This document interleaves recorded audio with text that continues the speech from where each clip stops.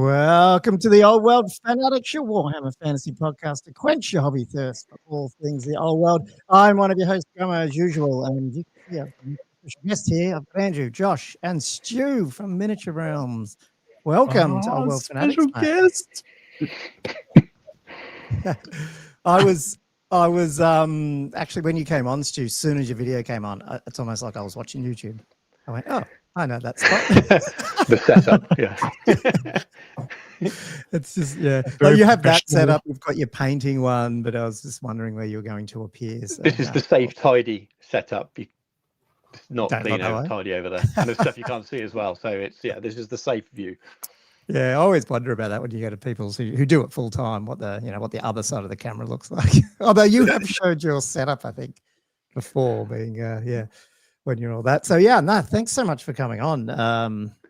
I think we've had lots of people just, reaching out, just going, yeah, this, you're one of their favorite YouTubers and big in the scene. So I guess, we do a lot of competitive stuff and that's fun and all that, but it's cool also to, take a step away from that sometimes and just chat hobby and the game in general, rather than just, always worrying about the lists out there and the meta all the time. Yeah. I still like that as well. Funnily enough, I've been listening to you guys from the start, actually, and I still listen to you as a podcast. Even though I do everything on YouTube, I never watch you. Oh, amazing. We don't get comments from it, so I subscribed right in the early days, and I still listen to you. You're probably the only hobby podcast I have on my phone amongst cricket and politics usually. So I still listen to you as part of my normal weekly thing. I think it's tradition. I think I started my first ever podcast I listened to was Podhammer, so I have to have an Aussie Warhammer based podcast on my phone at all times. So there you are. Awesome. Yeah. Actually, I think I nicked the podhammer.com. It expired and I grabbed it. So actually, don't have any of the original episodes, people. Sorry. So don't come asking me about it. But that's interesting. We do. I mean, obviously we do publish it. Occasionally we forget and we go, oh crap, it's a few days behind the YouTube stream. Yeah. But no, that's really cool. It's good. I don't think a lot of people even realize we're doing that for almost, I don't know, it felt like a year. I don't even know what it was. Well, before we started streaming it. Yeah. It was well and truly podcasts DNA to start with, for sure. Yeah. And I like how before this recording, Stu, you suggested we put the Patreon names in a banner down the bottom. And now you just listen to it mainly as a podcast, which means you wouldn't hear the names at all. I wouldn't. I watch your other stuff, but it's just the actual show, the sort of the numbered show. I just got into a habit of doing it. Sometimes you just want those things that's a bit mindless. Half of it goes in, half it doesn't, but it's good to just have it there, on a walk or painting or whatever. I mean, you must, as a content producer, I guess it's a bit, you're doing so much yourself. I wonder if you just want to shut off half the time and not listen to any Warhammer. I don't know. No, sometimes it's nice to hear stuff that isn't the kids. So it might be that they're watching telly and I've got an earphone in while I'm ironing or cooking or whatever it happens to be when I'm not making content. So it's all good. And I commission paint a lot. So I've got a lot of time at this desk here just painting and I need to hear stuff. So it doesn't make a lot of difference if I had you on YouTube anyway, because I probably wouldn't be looking at you. Yeah. I mean, I do that for YouTube. Yeah, I don't even look at it half the time, unless it's instructional like your stuff is. But but your podcast that you do with is it Dan? Yeah. Dan, that one I don't actually look at most of the time. There's not a lot to look at. Awesome. Well, for those obviously who are joining on the stream, a big thank you for obviously joining. Please like the stream. That really helps. And obviously throw some comments in there for Stu. Obviously people have, I think Josh usually mans that. And I think he said there's a couple of comments. Questions, sorry. Questions that we'll probably do at halftime, along with our Patreon, awesome Patreon shoutouts, which Josh and Stu just mentioned. That it's a growing list, and we're always debating at what point is it get too long, but we'll just keep doing it. All good. We've missed out all the gag names going on. Well, that's the other problem. Yeah. Is that a problem? The worst funny can't get over it. Yeah. So who have we got in there at the moment? I've got Mark Langley as usual. Big thank you. He's actually running Team England next year, which is really cool. So into that, which is very busy. All the sort of I think it's called the community liaison, or I don't know what it is. Ask him, but he's got a lot on at the moment. John's there as usual. Perfidy. Who else is on? Chabs. I recognize that name. Perfidy. And Mick. Yeah, thanks, and Matt's there as well. So yeah, awesome. Thanks, guys, for listening. If you are watching back or you are listening, please go over to patreon.com/oldbreaks if you want to support the show. But outside of that, we just love a view and a like and subscribe really on YouTube. Cool. Today, obviously, we've got Stu. We'll let you do a quick 5-minute intro into yourself for those silly enough not to know who you are. I can't imagine that's anyone watching now. You're kind of a bit fuzzy, Gomo. I don't know what's going on. Yeah, Yeah. my camera. No, the mic. Audio. Mike. Your audio's a bit- I don't think any of us could really hear the last sort of 20 seconds or so. Oh, okay. Is that better? Yeah. Is that better? Yeah. I probably Yeah, moved away from the bloody microphone as I do. Yeah. Sorry about that, guys. And then I was just saying we've got Stu on and we'll let him do an intro. But we did have the big preview as well that we need to cover as well. So it got a bit railroaded, I guess, Stu's episode here with the reveal. So hopefully we won't waste too much time on the reveal. But there's some cool models, and I know I'd love to get your opinion, Stu, on some of them as well. So all Fanatics that the same weekend, like last weekend, we didn't have the huge amount to talk about. We're just we're chatting about hobby and stuff and like what I was up to because or what might be happening this weekend. And we have this huge release and it just coincides with actually having a really cool guest on. Something we have too much to talk about again. Yeah. Like, what the hell are we doing? How many Well, I'm times do you happy think to we've done talk that? about the reveal. To be honest with you, it's exciting, so I'm happy to keep talking about it. So it's a Awesome. good time. It's a good time. Yeah, cool. Okay, well, we'll just burn straight into it. And the good thing is, well, I probably will focus. I'm happy to get pushed around and directed. I'm just going to focus mainly on the Cathay one. But if you guys wanted to do other stuff, let me know in terms of the AOS stuff. But we can talk about it maybe if you want. But there's just so much. But anyway, I'll just bring the picks up. Really, I mean, everyone saw what we got. We weren't sure. I guess there was rumors going around that it was going to be massive. I mean, feedback, guys, was it bigger than you thought, smaller than you thought, or it was fine? Ooh. Did we just a get led touch astray? smaller. I think if you're basing my comments from last week, I was going for the stars, guys. I was like, it's gonna be another faction. It's gonna be all this stuff happening. And it's still big. Like it's still awesome. And it's funny that I don't think any of us actually suggested they might expand Cathay for some reason. Like they didn't actually come up as I don't think I didn't get possibility. anything right. Yeah, So, no. we didn't mention like they might bring out new units at all. Yeah. But I'm so glad they have because it fills out the faction. The elusive peasants. Oh, yes, those rare, Let me zoom that in too. rare elusive peasants. Yeah, and well, then when we heard that they were going to, Cathay was on, obviously we saw the rockets and stuff. I think there was those things going. It better not just be the peasants. So I'm glad it wasn't. I think for what came out, it's the best thing that could have been for the next wave. So close to the first wave, if you know what I mean. Like it was just good fleshing it out. It needed to be, yeah. It needed to be. Thank goodness. Yeah. Because it was a very one-dimensional army. And this really adds a lot of interesting choices now. I mean, we'll see what the actual rules are and stuff, but as archetypes, it's fleshing things out really nicely. The those weird crow men things yet, but that's right. It's not the Bretonian, it's not the Pegasus person we wanted, whatever it was, but the Longmar. But we'll do that. But anyway, we got a mounted, not only a mounted wizard that's not on a Longmar, but also an actual foot-mounted wizard. On a so foot. I think that's it. Just changes. Letting us have characters on foot. That's right. It changes the play of the army heaps. I think with that, which is pretty cool. Yep. Who knows what these familiars do? I'm pretty sure they don't do much in the game, except for maybe the Beastman one does, I guess. But it's not really a familiar, just a token. But it'd be cool if they come along. We can go into the models in a minute. And then the crane gun team, which are those double sort of the warp lock Jezzail looking dudes, which will be cool. And then we got the Iron Hail gunners, which are again all these are actually on the balloon sort of thing, so to speak. But obviously, these are the ones on the ground. And there's our cool peasants that we got as well. I can zoom in on them. I mean, for peasants, they look bloody awesome. I mean, they're pretty well-to-do peasants. It's the colour choices, isn't it? I think if you paint them with the red coats and the blue, they might look a bit more peasantish.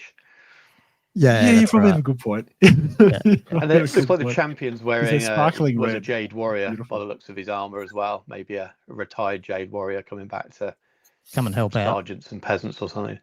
Yeah. Yeah, I just like that's a nice the theme. size of those arrows and also how many they have. Like that's I don't know. Like usually I mean you probably get that many on a normal goblin wolf ride or something, but they're so small in the back you don't notice how many sort of quiver in the quiver. Yeah, no, they look cool. And the hats are awesome for the I don't know how I won't try and butcher any Chinese sort of armory, but those hats look cool. Really awesome.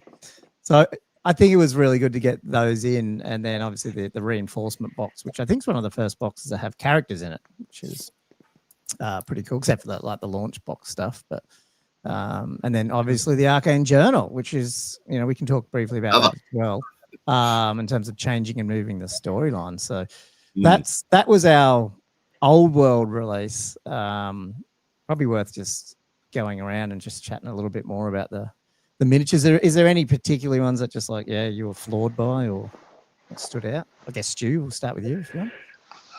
I love the peasants. Yeah. I've always liked humans, and I like big blocks of troops and stuff. So I think they're always going to attract me. They're really cool, and just having the foot magic users, the alchemist, is going to be useful as well. I think this is exactly what the army needed. I mean, I know you mentioned like Longbow Riders units and things. I've seen a few comments online about people wishing all this stuff. The last thing the game needed was another load of elite units. It needed this. What, flying with monstrous units? Yeah. It just wouldn't have been good. And then with the note about the change in the standard army list for the hopefully they'll move stuff around in slots as well, so you may be forced to take some of this stuff, and that's a way of rebalancing the army a little bit away from some of the elite stuff. And then that Jade Fleet list might be the elite list then, because it's pretty much the same, isn't it, at the moment, as the standard list. So maybe that's the way of doing it. It means everyone will just take the Jade Fleet list if you want to be competitive. But that's what we're treading into chatter around balloons and what you do with those then. But I think it's good. I didn't expect it. I thought it was going to be much later.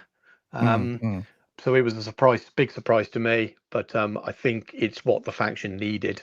And hopefully with its release, they do something that kind of rebalances it a little bit and rounds it out a little bit. I think it's a positive thing. And the miniatures look great. Yeah, no, 100%. Well, before I ask the other guys, let's touch on that. I think we saw the hint of that, and I think we brought it last week, where they replaced the Tomb King mounts page, basically, like replace this page with this page. And I'm glad they've done that, like you said, because it just resets the thing to a proper army then.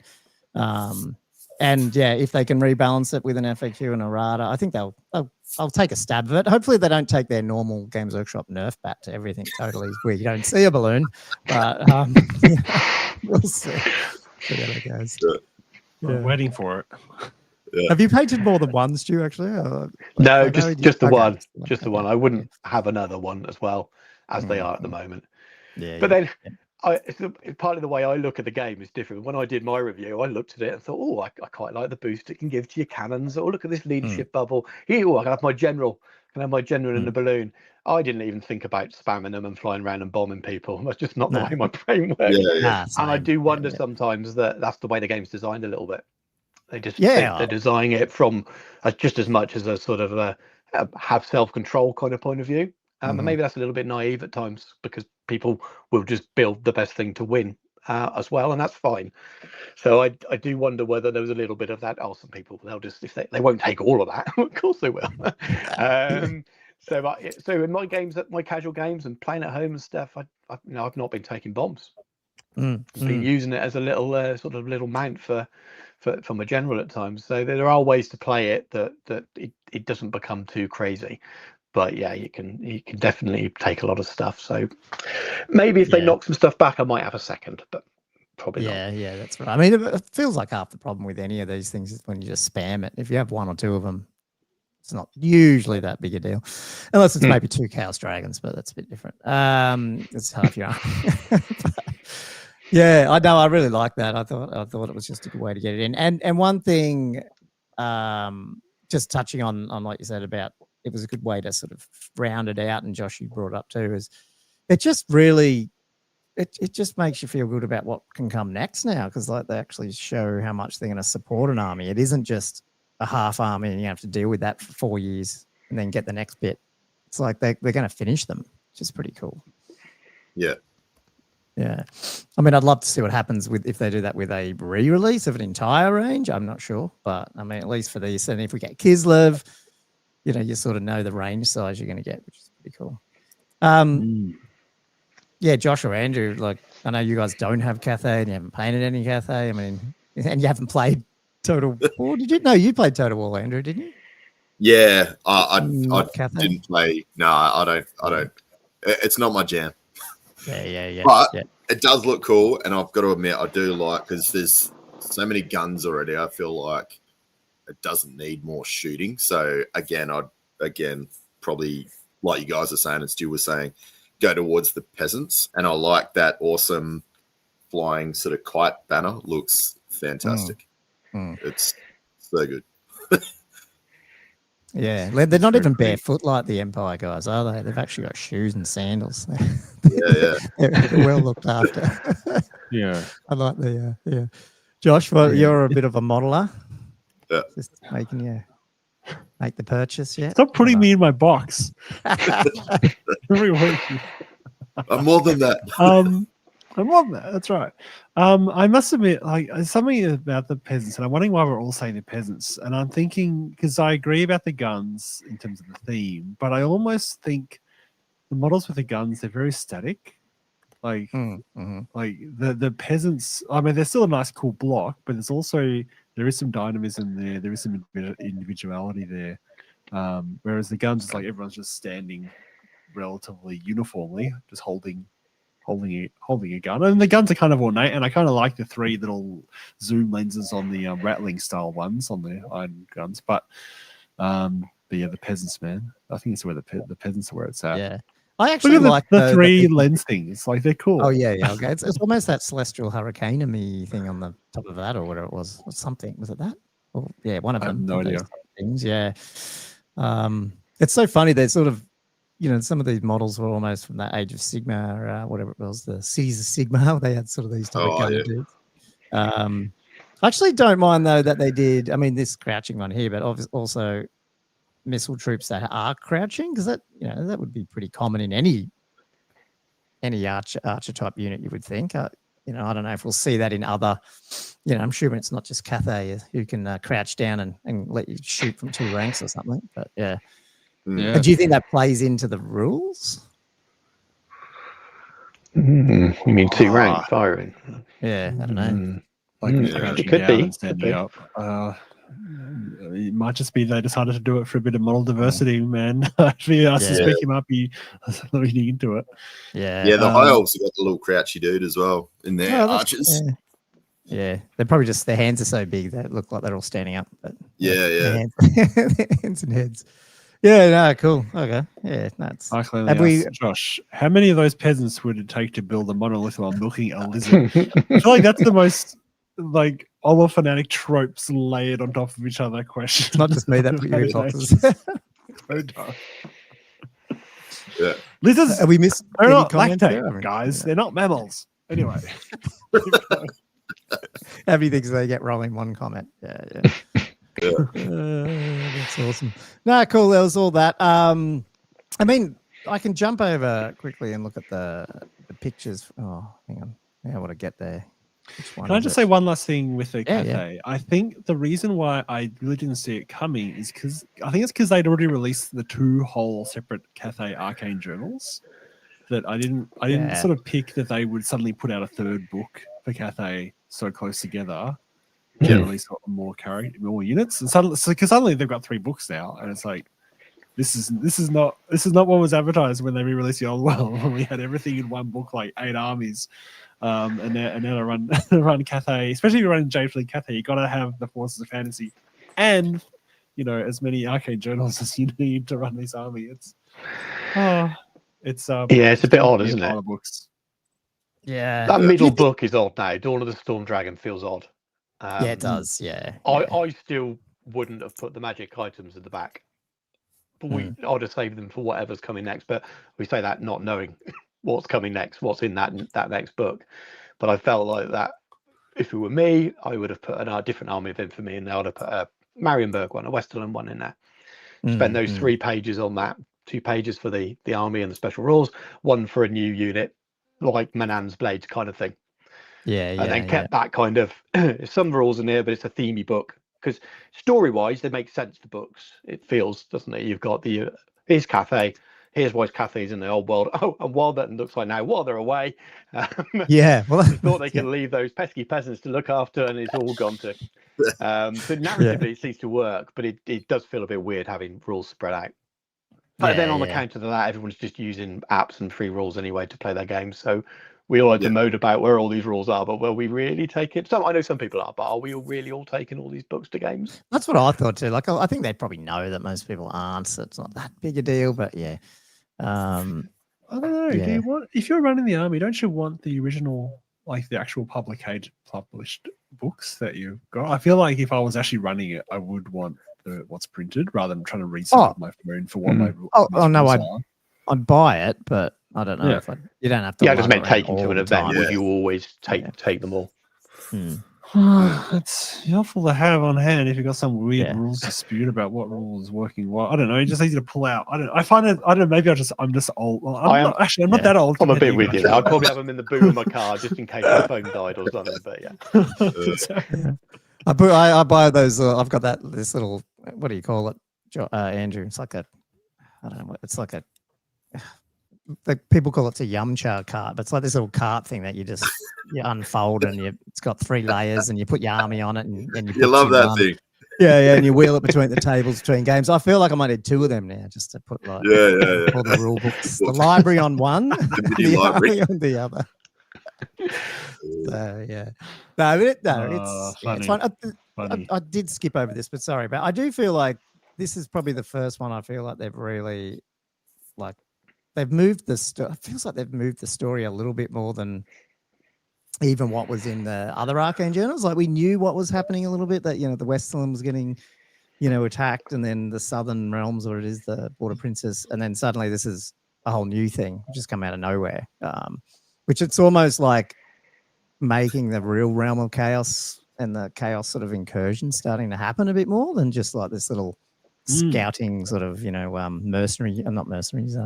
marauding units. So I'm actually excited to read what's happening here, and see if it's also going to prelude, one of the other Dragon releases down the track as well. I mean, there's so much stuff they could do with this. I guess we won't know till we read it, but did you guys have any thoughts about that journal, or that's it? What you covered, Josh? Yeah, cool. Yeah. We're better get on to Stu soon, but let's just quickly any thoughts on the cool Nurgle stuff that came out? We won't just the Beastman Nurgle mix is awesome. It's so good. There is some good AOS-y stuff. I mean, this is the quality we're going to get in Warhammer. We've seen what the Marauders are looking like. I mean, this is just... They're so good. These guys are so good. They're just, I think everyone was pretty stoked with them. Yeah. Are you excited to get your hands on these? Do you paint a lot of AOS stuff, Stu? I mean, we'll talk about that. Very rarely, to be honest with you, unless I'm sticking it on a square base, and then quite often. These almost stole the show in terms of miniature quality. I think even people excited for Old World are talking about these. The Darkwater stuff as well. All your pesticores in there.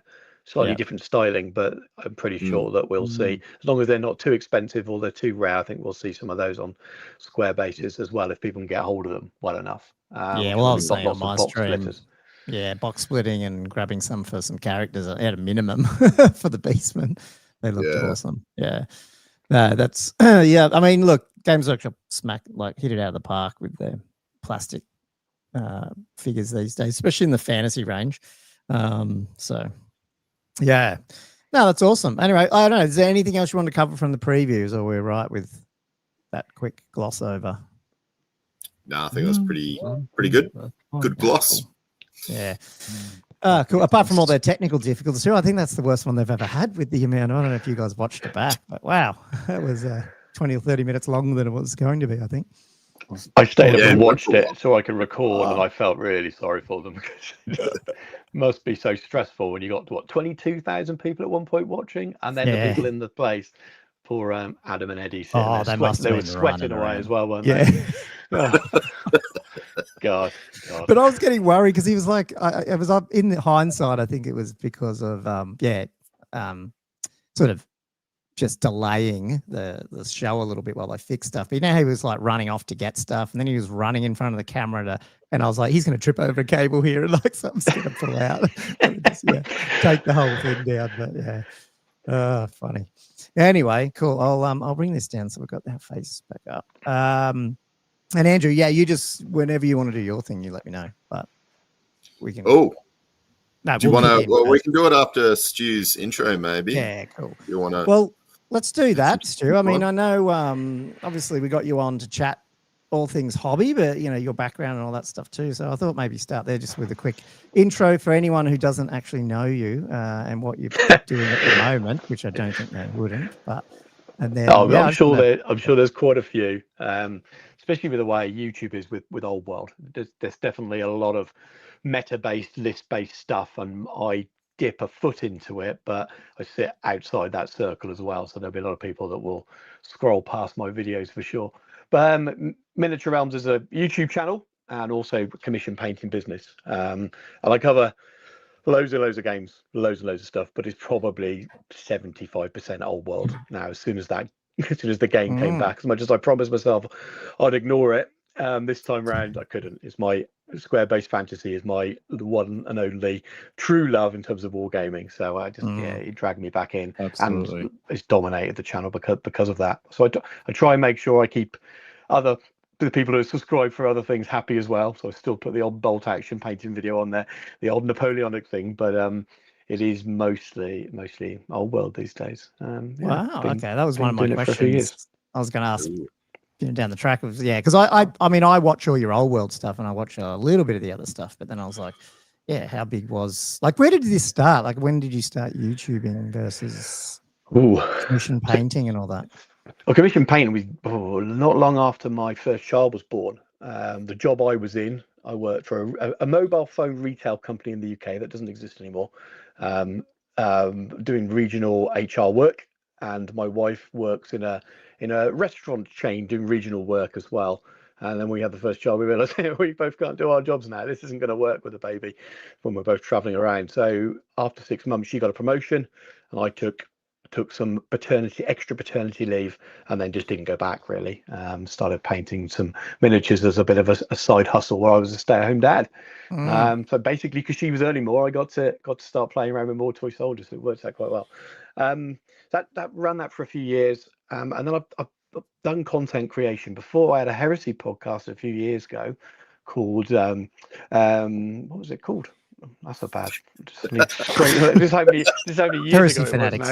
it was now. I've got a Geno 5.2. I've got a mug behind me. Geno 5.2. And then I did an Old World podcast, a podcast called Out of the Frying Pan for Middle Earth Strategy Battle Game with my friend Dan, who hosts the Hobby Hour podcast that sits on my channel. And Warlord Games brought out some tiny Napoleonic figures for Epic Range. And I thought, I really want to do some content with this, but I can't talk about this on my Middle Earth podcast. It's not going to work. So I just decided to make a couple of videos on it, use the account that I had for years for Miniature Realms, just in case I ever wanted to do anything. So Miniature Realms already existed because of the painting, and it just grew from there. And for the first year or so, it was mostly historical bits, a bit of Middle Earth, keeping most of the Middle Earth to the audio podcast I did.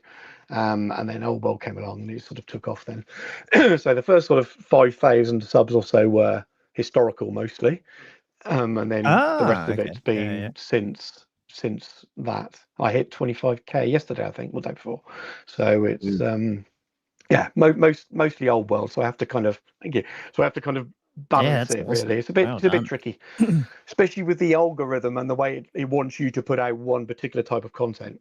Because if I don't put out Old World at the weekend and I put something else out and people skip it because it's not what they want to watch, they don't get shown that the following week, which is really tough at the moment. That's why you see people like Rob doing Honest Heresy and and Square Base and all these different channels, because that's what the that's what they algorithm actually wants. want. They don't want the generic one. Yeah. Mm. So that your little YouTube thing behind there, is that, when do you get that? Is that a 10,000 sub? Or is it So when you're on the partner program, they send you links, and you can collect free stuff, and I was just quick.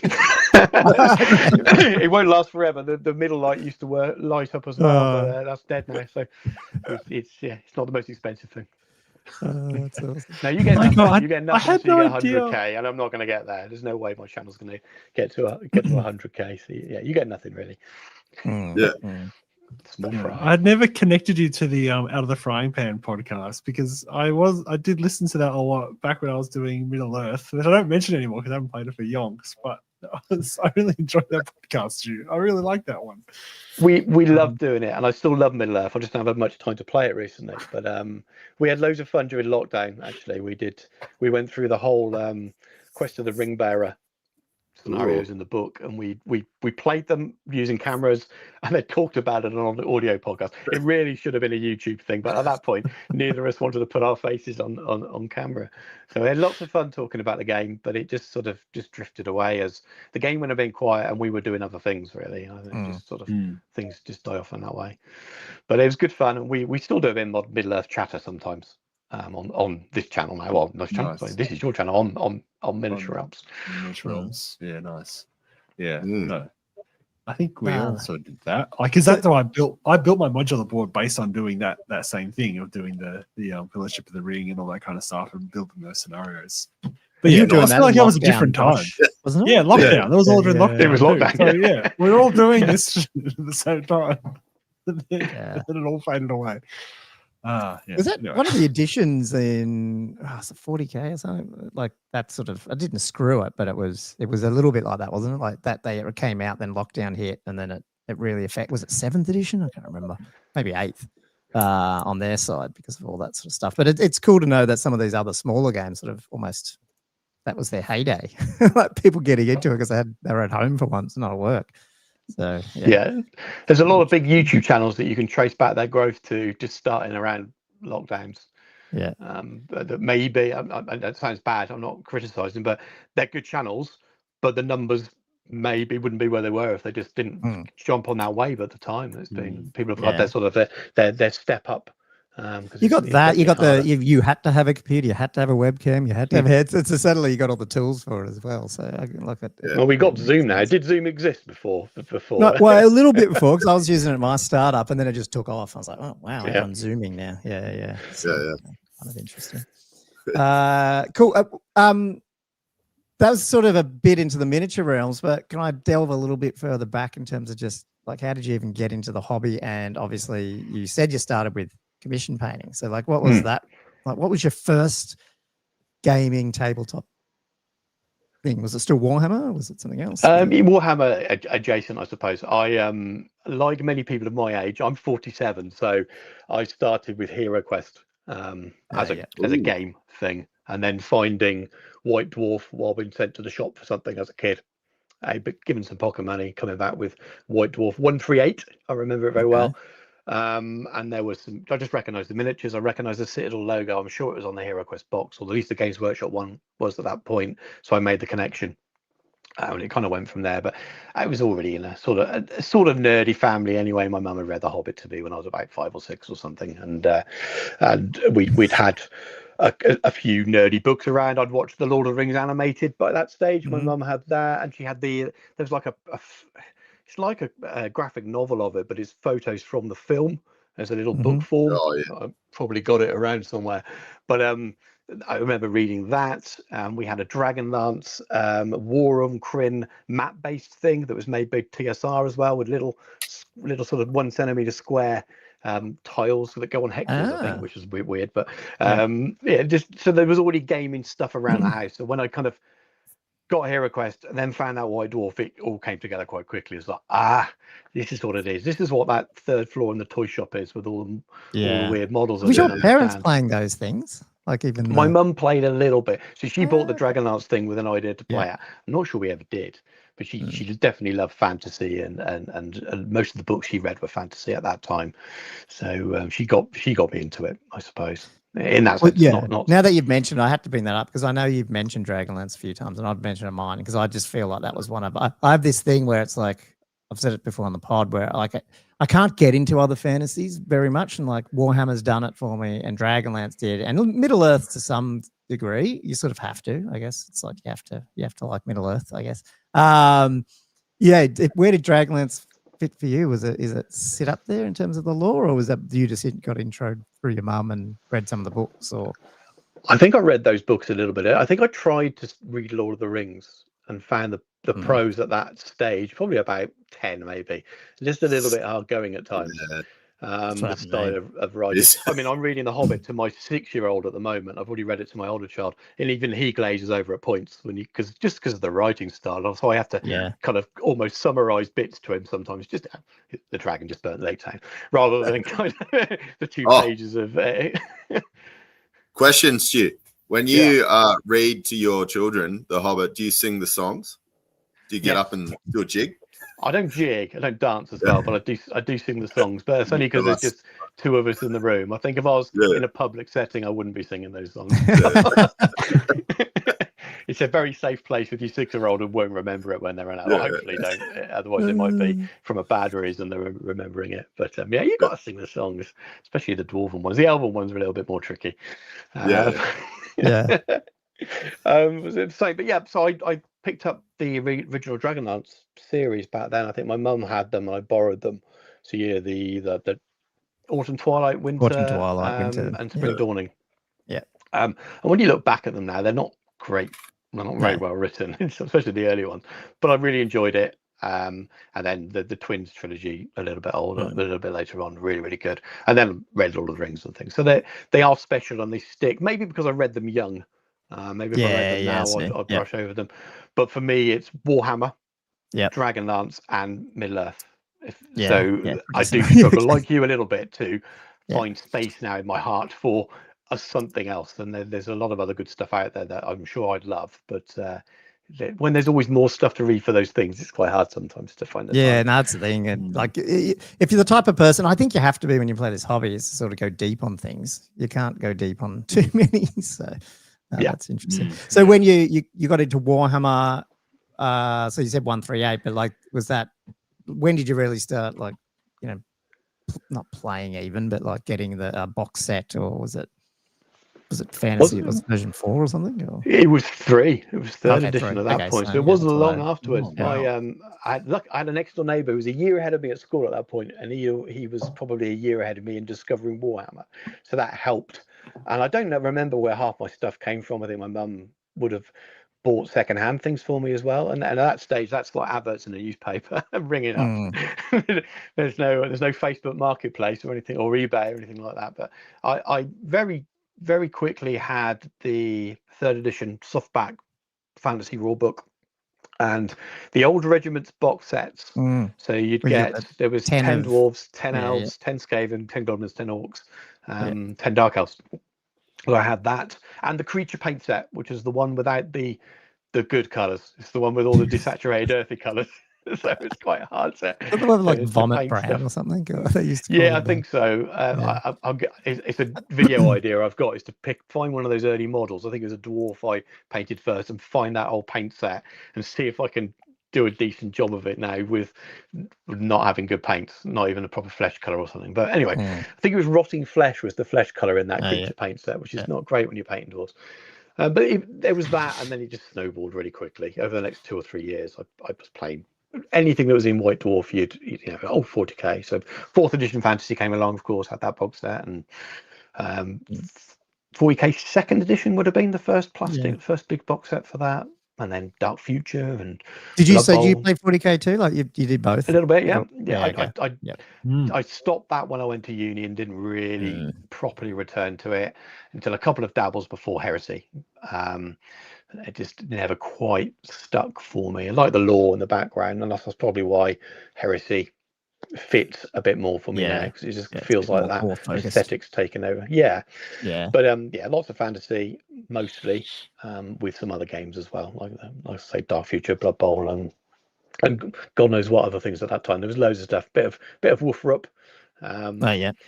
And then a little bit of the historicals for the end, but I stopped when I went to uni. I wanted to attract the opposite sex, and so I just did you stop like Andrew did? Did you go like covert, undercover? Completely hit it. Completely hit it. Just went, no.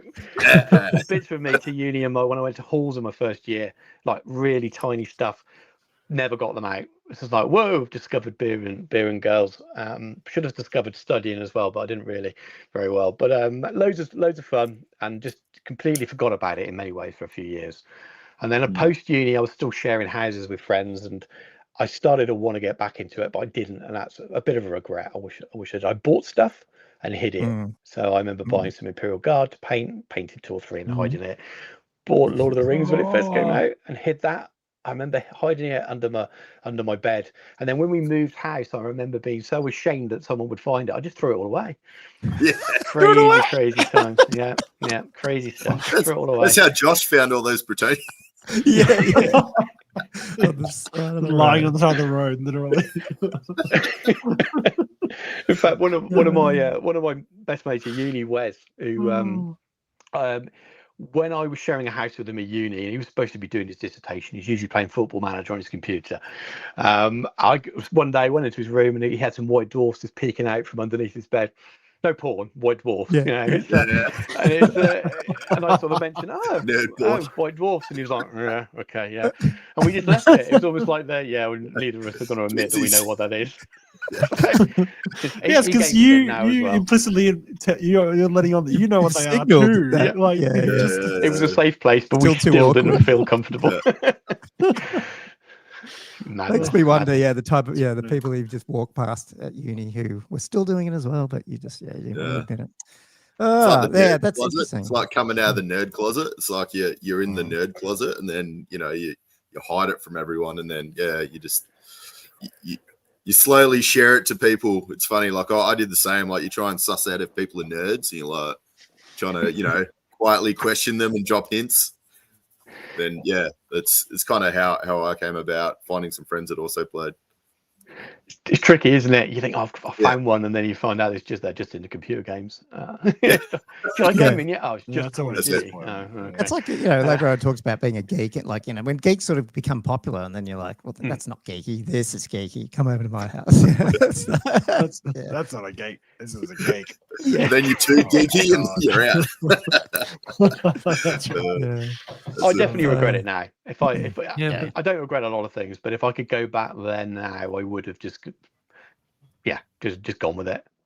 It would have been, because I really enjoy working now, because now it is my job. I enjoy working in the industry, and I could have done that sooner and maybe in a different way if I'd got back into it in my 20s. I think it would have been a little bit easier too. So I do have, it's not a big regret, but I look back and think it was a shame. I wasted some years there. I waited till I found my wife, and I knew that she wasn't going to go anywhere, and it was like, I used to do this. What do you think? And it was kind of a payoff between buy toy soldiers and stop going out and drinking, really, I suppose. No, I wonder if you would have had more money or not. That's the question. Probably not, no. Might be a bit healthier. I might have another 10 years ahead of me, but I don't think I would have had any more money for sure. Yeah, that's the thing. Just more armies, anyway. Yeah, which you'd probably replace anyway because you'd be repainting. So like, at what point did you start? I mean, we can start getting in a little bit into the hobby stuff, but Andrew, do you want to do any? When did you want to jump in? Oh, I will, because I'm very intrigued what this thing is. I know. Stu's background. See this 60 thing down the bottom there. So we're going to do a bit of 60 seconds. I'm going to try and get through a bunch of questions, and I think most of these are going to apply to either you being of an English descent, or one of them, or hobby related stuff or things that you're into. So it's kind of like an ink blot test. So just like empty your mind and just let it go. I'll put the 60-second timer up on the screen. Hopefully the boys can help me out. Do you want me to start it, or? No, there you go. Oh, Yeah. oh, here we go. Yeah. This is All some right. multimedia special effects. We have not we've got practiced going this, on in anyone. one, We haven't didn't even know about this. We've never That's done this it. before. All right. So tell me when you're ready, and we'll begin, and then just let me know when we stop. Do we need a safe word? No, feel like there's no monoliths or there's nothing Slaneski or it's all above board and clean, 100%. All right. Here we go. 3, 2, 1. All right. What is your favorite Lord of the Rings movie? Oh, Fellowship. Oh, Star Wars or Star Trek? Star Wars. Have you got a favorite hobby paint color, and what is it? Oh, no, not really. Sorry. What's your favorite miniature game system? Fantasy of some edition. Okay. How many Cathay balloons is too many? More than one. Who's your favorite historical figure? Wellington. Ooh. Favorite Warhammer Fantasy Battle Edition? Probably 6th if I had to be pushed. Ooh. Coffee or tea? Ooh. Coffee. Oh. Gimli or Legolas? Gimli. Hey, Gimli. All right, that's it. Perfect. I thought you were going to be a Legolas fan, but it's good. No, Gimli, awesome. No, always dwarves before elves. Always. Yes. Actually, Love it. if I remember, I'll hopefully ask this as we're going through the hobby section. But no, bugger, I'll just ask it now because I was thinking about the other day when I was going through some of your YouTube, because you've painted a lot of the armies that have come out in releases and done something with them, obviously, for your YouTube channel. Yeah. I can't remember. Did you do like wood elves and stuff, or did I just miss that? I did a little bit. It was a really busy summer because they Yeah. came out, didn't they? With bang, bang, bang. And my plans for the summer were completely different. So I painted a miniature, but no army. Didn't have time. Not with the Beastman book. When I was thinking about armies, I was like, I can't remember you doing elves much. But you must have. No, I didn't. There was a tipping point where I knew Cathay was coming. Yeah, and not everyone did at that point. And I'd had the miniatures, and I was looking at this box going, box is going, oh, okay, I need to do this because this is going to be big, and this is going to be big for the channel as well. So I need to make sure it's painted in or around NDA time. So I kind of cut short the plans I would have had for wood elves and for beasts. I did a beast sort of army paint thing, but I can't remember even when that went out now. And then I was going to do a wood elf army myself. And you could probably track back the time where I found out I needed to paint lots of Cathay, because my plan to do wood elves as an army project disappeared, and all I painted was a tree man and one character. So you could probably see around that time, and I realised I just didn't have time to do it. And unfortunately, it's a nice problem to have. I'm not complaining, but YouTube and releases, they have to be met really if you want to keep your channel sort of current and going. And when you do a lot of hobby content, that means time. You can't just talk about stuff. I do talk about stuff as well, but it's a pain. Well, that's the thing when especially if you're doing the painting, like you can read a book. If you're just looking at books and getting them in advance and reviewing them, it's probably not, and even playing in the odd game. But if you're trying to paint an entire army, you can't really speed that. I mean, you do try, which we can get onto, but it depends how much. And it's really sporadic how much advance notice I'm given of stuff. I just get an email telling me you're going to be receiving this. There's not, nor should there be. There's no conversation around, hey, we got this coming up. Would you like to do it? These are the dates. It doesn't work like that. It's kind of like you get an email saying this is on the way. If there's an article and they want submissions for, sometimes there's a deadline date for that, which they tell you in the email, but that's it. It's kind of coming, and then it arrives. And when it's that email that tells you when the NDA date is, so you know when the pre-order's going to be. So I'm not supposed to discuss it too much, but I can say stuff like that. So I mean, I was relieved on the stream of the weekend when because they talked about the timings for the second wave of Cathay, because I had no idea. Genuinely have no idea. And they said late winter, early spring. Now they're not always right, and that's obviously that's European winter. So for me, that's like, well, our winters can go on quite long, but it could well be, that could mean end of Feb, March, could even mean Yeah. April time. So, Yeah. but what it does mean is probably not January, and I've got a doubles at the end of January, and I'm trying to finish my Null Army, which I started before all of these releases last year. So I was kind of like, yeah, good, because I can actually finish this project without something new coming along and taking over. Yeah, that'd be a bit of a challenge. That was one of my. I mean, we can just go on to that, and or do you want me to?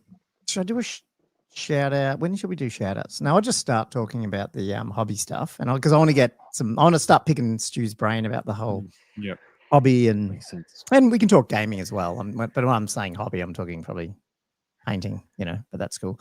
That's what you're sort of known for, I guess. But then we'll just stop halfway a little bit, and I'll do my shout outs, and we can do them a bit later. Josh. We don't have to do them at halfway. That's right. Cool. Keep chatting. Yeah. So I guess I mean I can lead off just by asking, like, I guess when did you realize that painting was the big thing, and when did you get, I guess, good at it? If that's if that makes sense. Do you know what I mean? Like, you obviously started commission painting at some point. So yeah, I don't know. I don't think there was a definitive moment. There wasn't a moment you woke up and you'd like, yep, I'm good now. Yay. Threw back the covers on the sunny day, and I'm going to be a commission painter. I got back into wargaming a few years before my kids came along. So around the time I got married, so I've been married 18, 19 years now. So I got back into wargaming, and I think being older and more patient, it wasn't long. A couple of years after that, I was painting decently, so to speak. That kind of, people are commenting on you. Maybe you pick up a best painted award at an event or something. And I went back with Warhammer Fantasy 7th edition, and I was playing War Machine and things as well. So I knew I could paint okay, and people would ask me to paint their stuff. And then I also made, this is a bit of a side tangent, but I also made some resin terrain around that time. I set up a very small business called Terrain Geek, and I was making objectives and things for War Machine at the time. And the original objectives were sculpted by a guy called Russ Charles, who now works for Steamforged. But at the time he was a school teacher, but he went and did loads of sort of freelance sculpting, worked for a privateer press doing some War Machine stuff, helped launch Guild Ball, did all the work for the Guild Ball stuff. So at that point he was just tinkering at home and did these designs for me. And he also started Conflict 47 with his friend as well, which now Warlord owns and has bought. So some people will know, a lot of people watching this won't have a clue with any of that, but anyway, so he made those for me, and I made some extra bits myself. I used to make wood, like the Citadel wood that stopped being sold. I made a resin version of that, and I sold it. So I sold a few bits, and I was doing a bit of painting at the same time. And then when the kids came along, I just pivoted that straight into commission painting and changed the name. So it wasn't really a kind of moment where I thought I'm good enough. I got to a point after a few years back hobbying again that it was good enough because people were asking me to do it, so I knew I had some business. I suppose that's probably what it sounds like. Do you think so is it the commission painting though that, I guess what I'm interested with what you do is obviously it's very instructive, I don't know how to say that word, but it's easy to understand. You walk people through it, and it's almost multi-level too. Like, you don't have to go the full length that you get to. Like, you do like the Zenithal, you do some airbrush, maybe some speed paint stuff, and then you go, hey, this is good enough, but you can keep going. Obviously those techniques have evolved. Have they evolved due to the technology, or is it also sort of that was it the commission painting that made you start going, hey, I need to do it quicker, or is that just how you painted? Like, I think both things. Well, many things. One, there's probably an element of ADHD where if I don't finish something quickly, it's not going to get finished, and I'll end up a pile of unfinished projects. So finishing stuff while you've got the passion for it is really important. I think a lot of gamers would relate to that. But then also, commission painting, I need to be effective. I want to get things done quickly. But I also want nice looking stuff. So it's kind of evolved into all of those things coming together. I like to do things where they look great, but I can save time. Hence the underpainting. I do a lot of Zenithal, a lot of dry brushing underneath as underpainting. What we call that slap chop now. But that technique's been around for a long time. But it's great if you can base coat in things like contrasts, and then you can go and highlight afterwards. So that comes a lot into my painting. Not always, but once I've base coated like that, I'm doing very traditional layering painting most of the time. It just gives me that starter stage. And sometimes it means that you just don't have to go back and paint the belts and packs that much afterwards because they look Mm. great because of all the underpainting that you've done. So, Yep. so yeah, anything that saves time. I mean, I'm looking ahead at those new Marauders. We've all seen them teased, and I want to buy some. I've had Marauders on my shopping list for a while since I did a speed paint video for my Warriors of Chaos. And didn't really like the old Marauders, so I've held off buying more. So I'm going to get these Marauders, and I'm already looking at those thinking, how will I paint them quickly as well as a follow-up video? And doing a standard Zenithal will take longer because if you want to do lots of different browns and things, that will take a long time. Over Zenithal, you've got to be quite neat painting them all in. So I will probably start with a brown base and then build up to lighter browns through the airbrush. All Zenithal, so you've got Zenithal browns, lots of dry brushing, and then go on glazing on top with lots of different types of contrast browns probably, and then go and paint the skin and things and metallics normally afterwards. So you get this kind of sort of multi way of doing it. And like you said, you jump off points. If you don't want to do the highlighting afterwards, you could just stop after the first layer of contrast paint. So it's a way of kind of ticking different boxes, maybe playing with an army while you're waiting. And then you're showing some of that video. Yeah, I just wonder if people don't know stuff on metals. I think a lot of my painting developed doing heresy for a while and learning lots of new techniques there. Lots of work with oils, lots of work with airbrush, and that really changed the way I painted as well. And definitely made things a little bit quicker. So maybe want to try and apply those techniques as much as possible to painting all armies.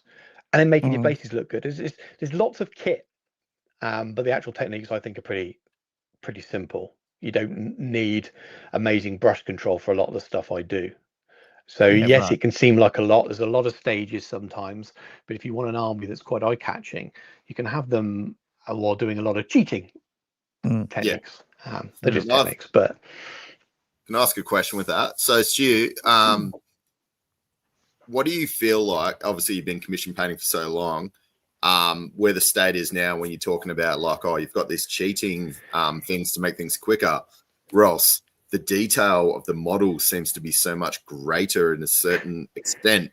It's almost like, do you find it's about the same time now anyway, just because there's so much detail with the models, even though you've got these quick ways of painting? It's definitely harder, and I used to have set prices per miniature, and I can't do that anymore because it really depends on what the client wants, but also what the miniature is. So a Heresy Space Marine versus a 40k Space Marine. It's me holding up nothing in my hands.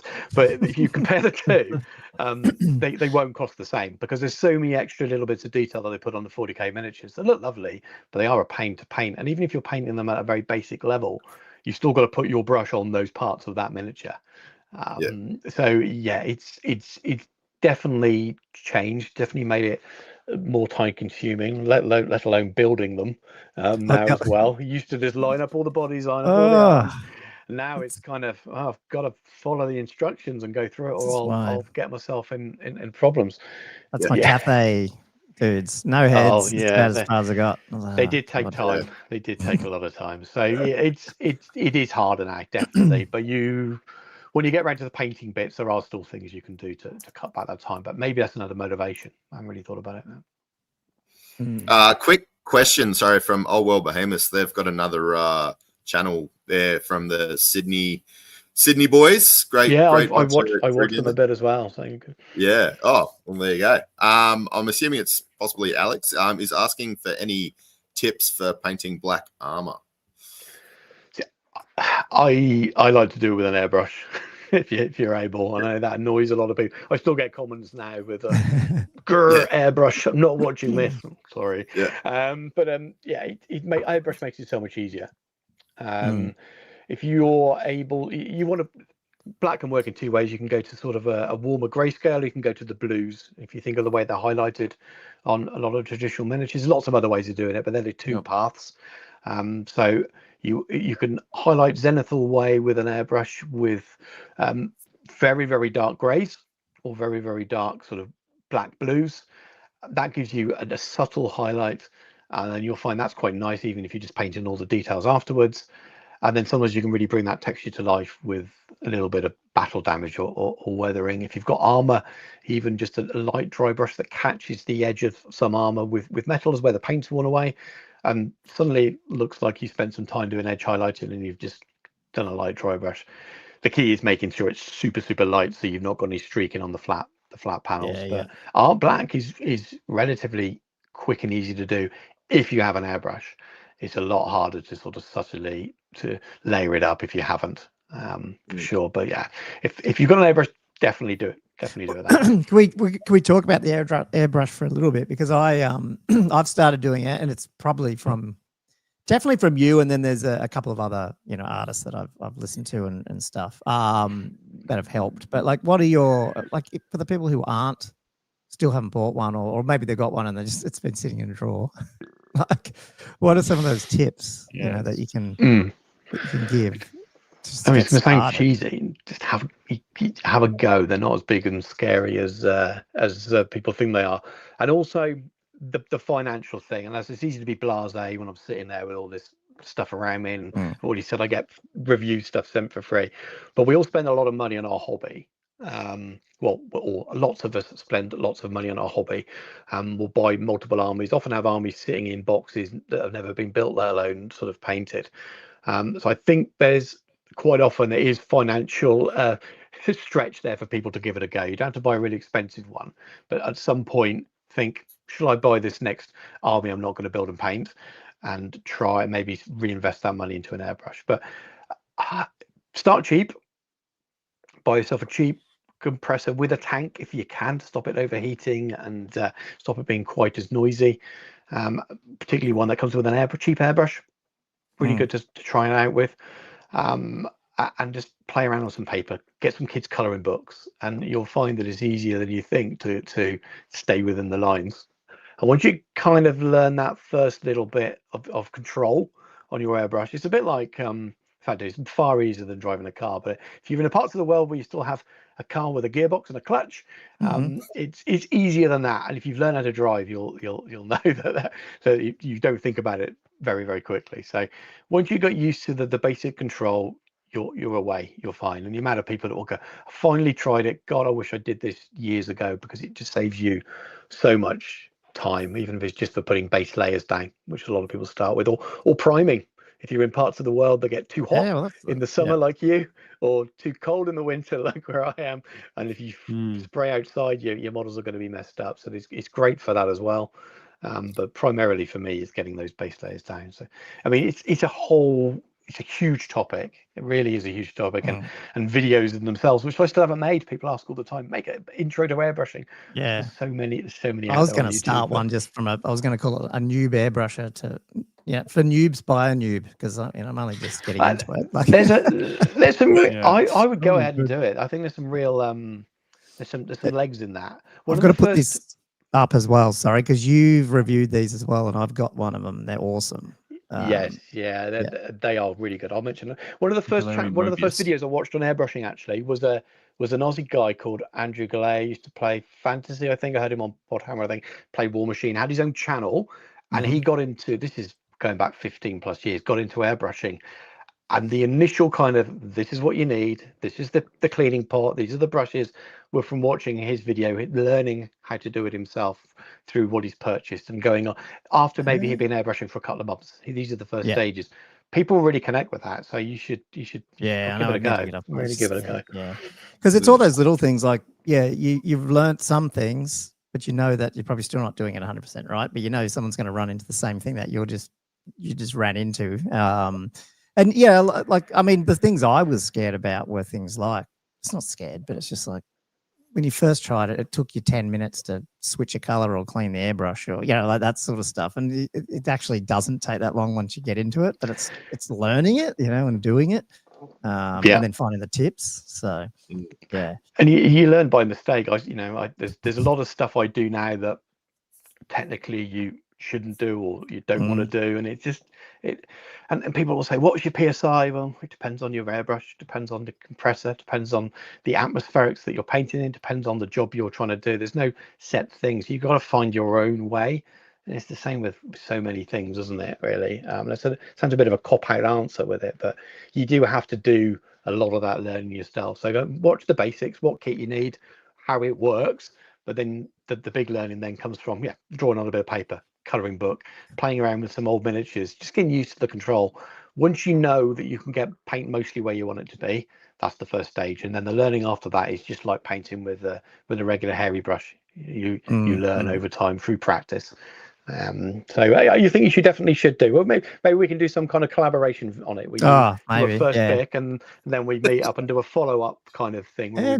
Talk about your learning. That might be something we can do. Yeah, because I mean, I had the idea of even just showing, like, because like the other thing. I mean, the three things I've sort of gathered and people have asked is obviously the environment you're in as well. Like, do you need like exhaust fans? And I'm in this, and I don't know if it's right, but I don't use any of that. But I'm not commission painting either. I'm not like spraying every day. So there's one thing that I think, depending on your setup, you can do or don't do. And then, like I said, the cleaning bit was a bit of an annoyance. And then there's always that issue around how do you thin your paint? So I just feel like it's this constant thing that people, if you can sort those three things out, I feel like transitioning colors and then knowing how to make sure it's at least going through the airbrush, and that you can get your stuff out quickly and actually have an environment to do it in.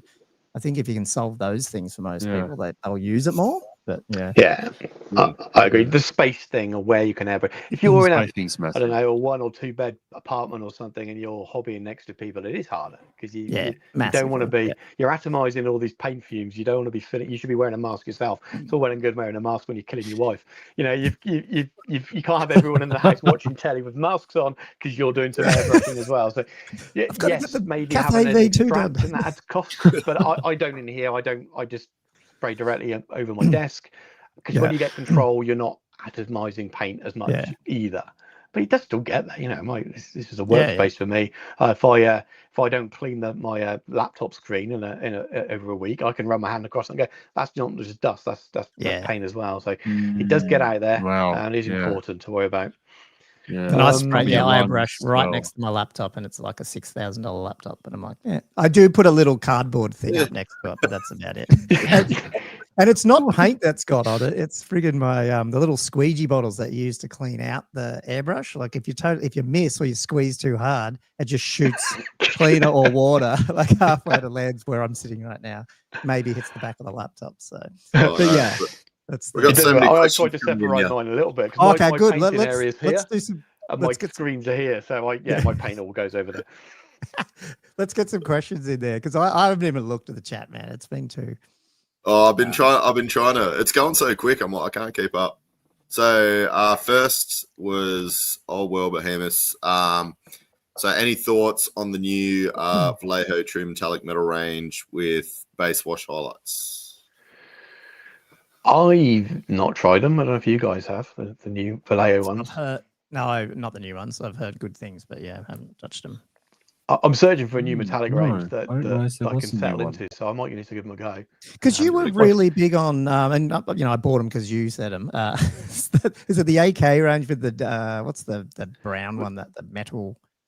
These originally Scale Color, Scale 75. Scale Color. Sorry, that's range is amazing, but it just got to a point where it's ridiculously hard to get hold of. Yeah. And I need to know that I forget all the time. So if I'm working on something for commission, I need to know that I can basically order from Element Games before 3 p.m. and it's going to come the next morning, because I run out of stuff all the time. And if it's a range that's kind of constantly on back order or not available, I have to start looking for other things. But they were my favourites. They're not doing it as much, or is that because there's a different range? Or I don't know much about it. They still apparently do it. They've definitely had some issues, and I haven't really followed what their issues are. They brought out more ranges. I thought their original ranges were very good. They must have had a reason for doing it. It seems like they're coming back into stock a little bit, but I just found them really versatile. I like paints that I can use for the airbrush and regularly as well. So that means with metallics that they're really, really smooth. Citadel metallics aren't. You can see that when you look in the pot. I have 2 thin coats, but their metallics are like Citadel ones. They're you can see the metal flakes in them. 2 thin coats are good for the normal paint. I use them. They are great. They are great, and their metallics are fine. They just I like stuff that's super smooth. So Pro Acryl metallics, they've got a very limited range. I started using those recently. they are super smooth as well, so I like that. So they might be the go-to. There's just missing some of my favorite. They've got the Vince Venturilla range or something. Is that yeah? They've got a lot of signature ranges where people. Yeah. But they've only got about 9 metallic paints in total out of all of that. So they need a few more. But I'm playing around trying different things at the moment. But again, you should probably take a bit from here and there from different paint ranges. I did a paint review a couple of weeks ago on why I choose paints, and I didn't mention Army Painter, and they've sent me some paints now. A good way to get free stuff is don't mention them, apparently. There's no right or wrong type of paint, but I really like smooth metallics. The other thing I found too, just going back to the difficulties in getting over the hurdle of airbrushing, is like when you've got paint in a pot, you just sort of, you know what color it is. But I think what happens is you tend to sort of lean on that a bit too much, and you think of, I need goblin green or I need whatever, rather than it's a green. Like I can get another green and it's very similar, and it's and when you start airbrushing, you start naturally layering more, and it's not goblin green anymore because you've got multiple layers on it, and so it's so then you start opening up the idea of going, actually it's color. And I'm shit at that, but I'm getting better, I think, of sort of trying to just look at the color of the paint that I want, and then that way you can look at the type. Does it go through the airbrush good or not? You don't care about the that it's Citadel. Any 100%. Other questions, Andrew, up there? Do we hit you had one up there? No. Acrylics and lacquers. So sorry. Sorry. I've got to go back up. Michael was asking, what's your favorite between lacquers and acrylics? What's more consistent and easier to use for airbrushing?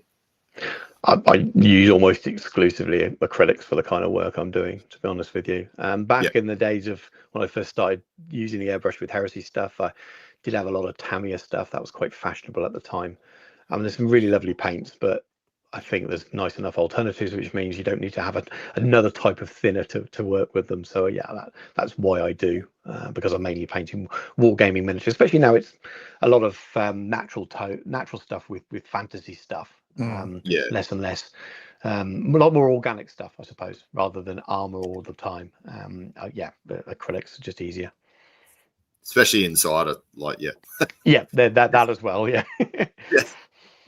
I liked Grey Primer's comment there, probably about spraying inside. I think my cat got a bit stoned on Tamiya extra thin glue vapor one time.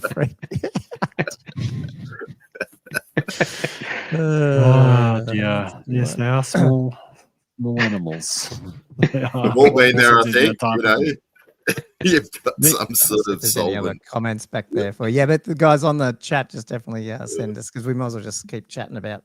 I mean, that's why I want to just I guess chat to your brain about some of these things. I guess some of the other questions I had were weathering related, and some of the things that I've seen you do a bit of it, and probably it's more Heresy related still, but like what's your go-to for like not only weathering post sort of paint, but do you do any of the, like Heresy, they do a lot of weathering pre-paint, don't they? Is that some of the stuff I've seen?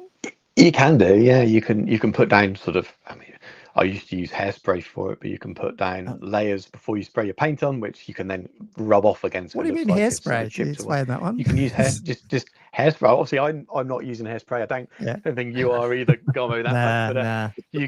You can airbrush on prior to painting a thin clear layer that effectively makes your paint come back off again when you apply moisture and a brush, so it looks like your paint's peeled off. So you do like a really rusty effect first, and then you apply your paint over the top, so it just looks like your paint's peeled away. There's lots of ways of achieving that effect, but hairspray does the same thing. So you literally old-fashioned spray can, bad for the environment style hairspray over the top, and then you do your color layer, let that dry, add a little bit of water, brush it off, and it peels away great. But I haven't done that for but years. Then I just have the need to do it. Then you paint it again?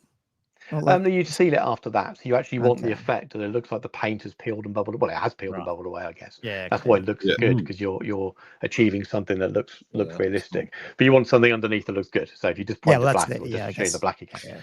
So so if someone's painting a Yeah. Death Guard Heresy army, you're seeing a lot of that kind of technique. Yeah. And they underneath do multiple layers of browns and rusts and things, make it look really rusty and horrible, and then do the paint layers over the top and kind of wipe it back off. So there's weathering's newly, I say newly, last 15 years discovered by wargamers, but military modelers have been mastering the art for a very, very long time. So you don't need to look very far for them for inspiration for that kind of stuff. And there's a lot of stuff that helps save time, like the use of oil washes rather than standard washes. Yeah, that's what I use them a lot. There's a lot of fear around them that they can strip your paint and things. Yeah, they can if you use them in the wrong place or too heavily, or you're making your own, mixing your own, and you use too much thinner or the wrong thinner.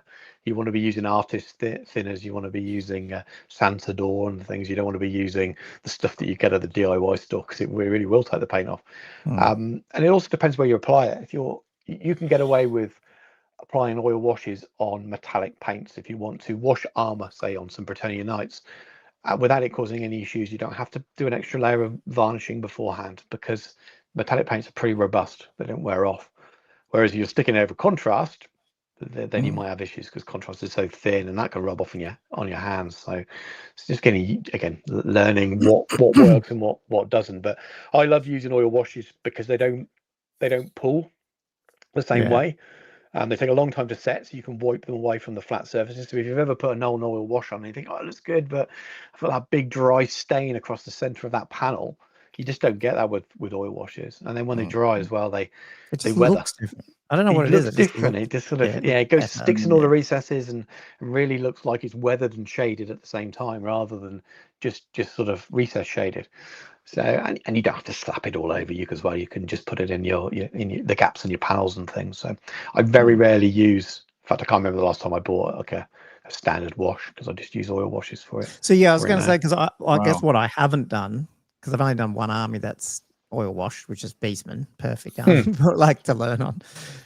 With my Cathay that I've started, and I haven't fully gone right through your Cathay army painting videos. I've just looked at the balloon one.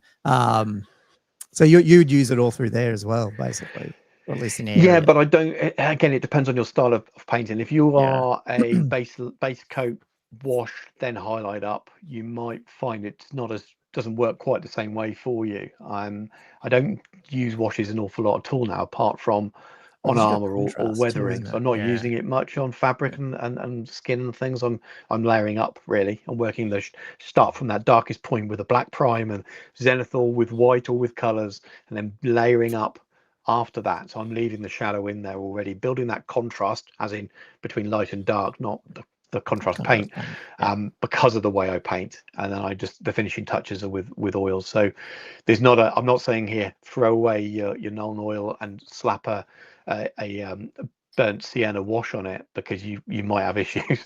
You've got to think about the application and where you use it. Right. Yeah. What was this one? Did you want to hit there was another question from Grey Primer.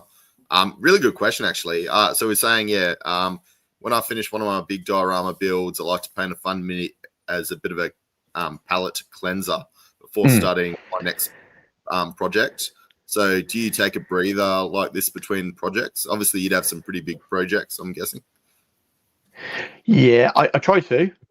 Sometimes there's a natural break between what I'm working on channel stroke personally and what I'm working on for work. So today, after lunch, after we finish today, I'll be working on a Wood Elves commission that I'm doing.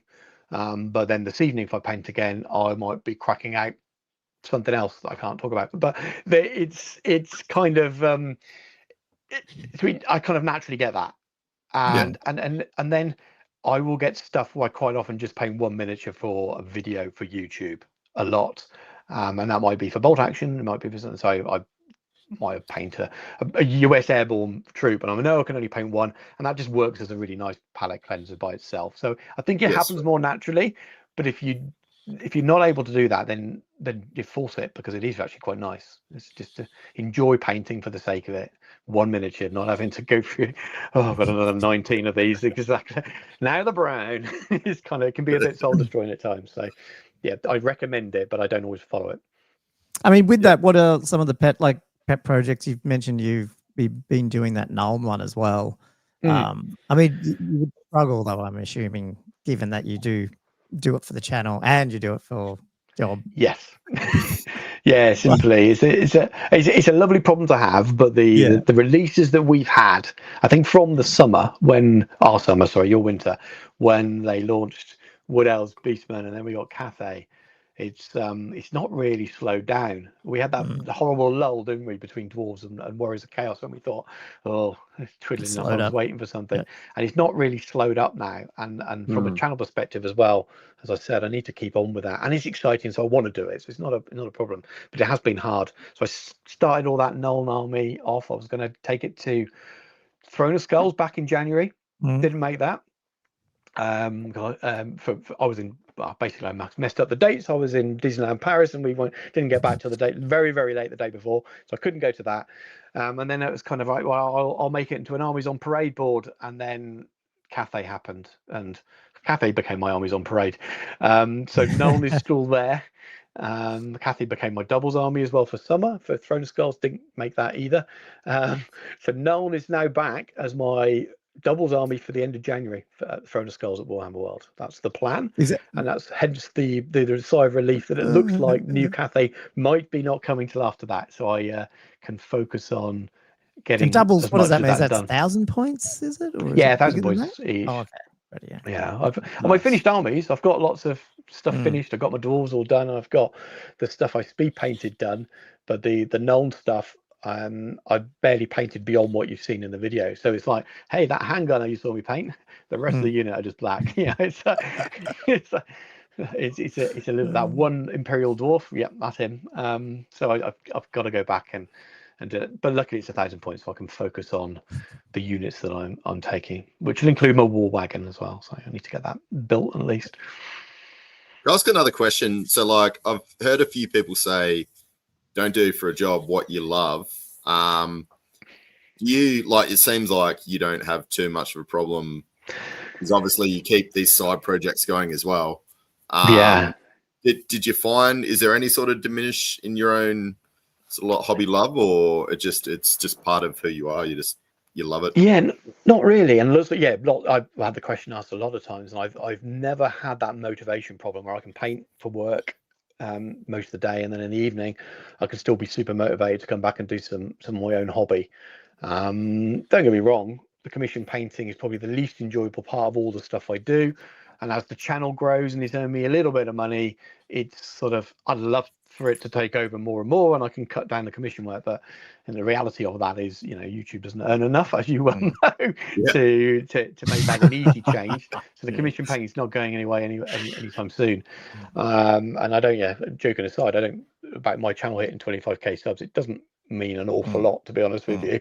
Even if I was on 100k subs, I'm sure I couldn't earn a living from it. It doesn't quite work that way. But now I'm fine mostly with it. There are times where you just want more time. That's the same with anything in life, isn't it? Really, we have more time to for the family pursuits and the boring stuff, the DIY I've got to do that I haven't done yet. So it's just balancing anything. I suppose commission, sorry. No, you go. No, keep going. I was just going to say, I suppose with the commission, it's kind of your work, but it's somebody else might have an idea that, you might prefer to do something a different way, sort of thing. Like, when you do stuff, it'll be your way because, like, you want to do it that way. Yeah. Quite often I have clients that will pick me because they like what I do, and they'll give me quite a lot of creative freedom. But it's up to them, and if they want to be quite directive and prescriptive about it, then I follow that, and most of the time that's fine. Going back a fair few years ago, I did a Horus Heresy Sons of Horus army as a commission, and the documents were huge, and there's two clients that do that. Chase, it's not you I'm talking about, there was someone else, and it was down to the level of where 4mm size decals or transfers placement was. Of course I did it, but boy, that took a bit of time. Is this Owly then, or like how did you transition? Well, I will come up with a quote that's based on an hourly rate that I want to achieve, but I don't keep putting the price up. I'm not I'm not a builder. I don't go. Fine, mate. It's going to cost a bit more. I set a price. That's not knocking any builders, but that kind of software engineers. I do that. Idea of the ever escalating costs. It's not. If they add models or they change the spec, then fine. But if I give them a price, and that's the price of it. Takes me longer. It's my hourly rate that hurts. And that's probably the hardest bit about commission painting, is because you'll get some bloke at the club will do your painting for you, does it super cheap, like a quarter of minimum wage equivalent, and then you'll get really, really expensive high-end painters that will take commissions, and there's low and everything in between, and I'm somewhere in between all of that. So people's expectations of what's acceptable to pay for painting is wildly different. Some people go, how much per mini? And some people go, great, that's fine. It's tricky. It's really tricky, but people are effectively fantasy. I thought the fantasy was that they're all like, there's all these rich people out there that don't have time to paint Warhammer. Like, what's the dude who's the Superman guy that's doing the 40K army? Does he get you to commission any of his stuff? No, don't. No one famous. Geralt of Rivia.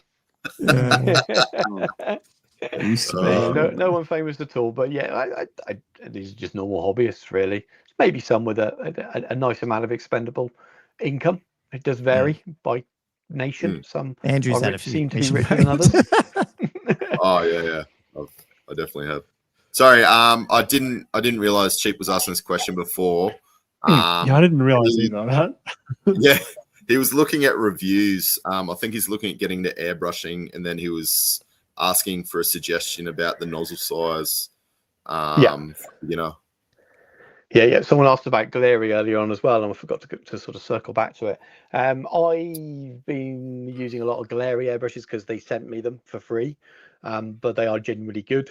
But I would like to say that before I start recommending them. I have an affiliate link of the discount code as well. So everything I say about them now, bear that in mind. There are other really good airbrushes as well, but they are cheaper for the quality you get. And I've been genuinely surprised about how good they are. Now, depending on where you are in the world, how easy it is to get the parts for them and things, I don't know. You've got worldwide stores, they've got a European store, and you can buy them on Amazon. But since I started using them, they've been great. But I used Harder and Steamboat for years, and they are fantastic brushes. And if you're looking for a decent brush, their ultras are pretty good. You can go super cheap to start with. There's an ultra that's pretty good. There's a 2-in-1 version and a standard version. In terms of nozzle size, start with somewhere 0.3 to 0.4. And that's where I do 95% of all my work on those nozzle sizes. So if you're looking at your first airbrush, make sure it's that kind of size. Don't go for the O2 as your starter brush, because that's better for detailed work. So 0.3 to 0.4. There'll be lots of different variances of that depending on the brand you go for, whether it's Badger or whether it's Iowata, whether it's H&S or Galleri, but somewhere between that 0.3 and 0.4 is the best starter bit. And if you can, just go with the free brush you get with your compressor for a couple of weeks playing around with it. And if you decide, I like it, then go and buy yourself not the cheapest, but your first sort of next layer up branded one. So you're looking in UK pounds somewhere sort of 60 to 100 pounds, somewhere like that, and it will last you for a long time. So Iowata Neos were around for years as a real nice starter brush, and I don't think they're even made by Iowata. I think they're just made in China as a hobby, but they're fine. The Ultra for H&S is good, and then the Mobius for Galleri is really good.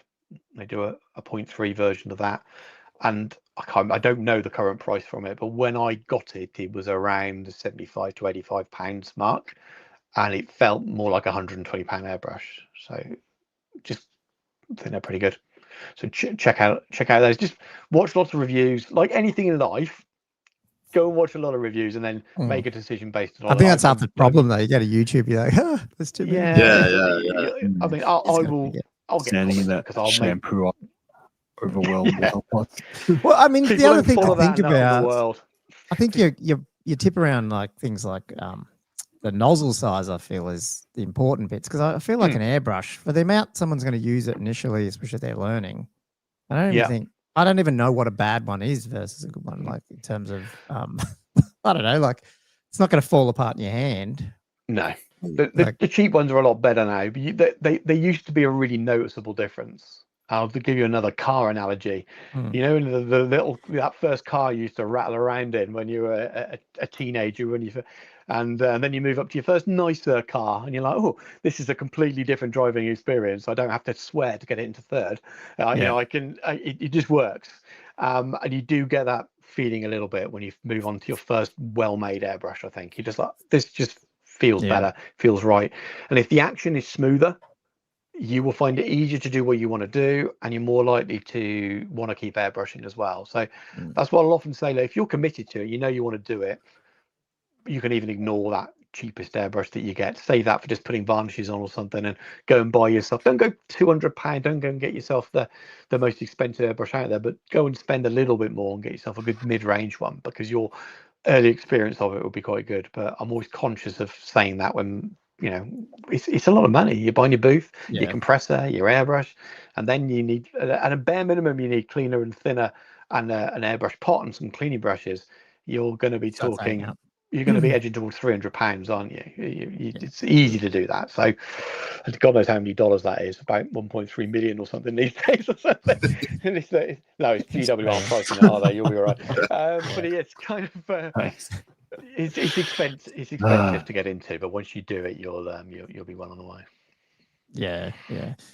No, that's good. Any other questions up there that you're seeing? One lot. Can I hit the there's an entropy's question a while back.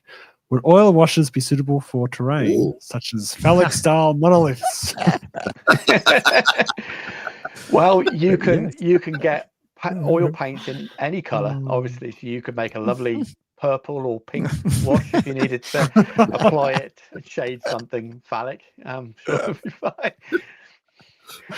Maybe some blue or greens if you want to pick out some veins.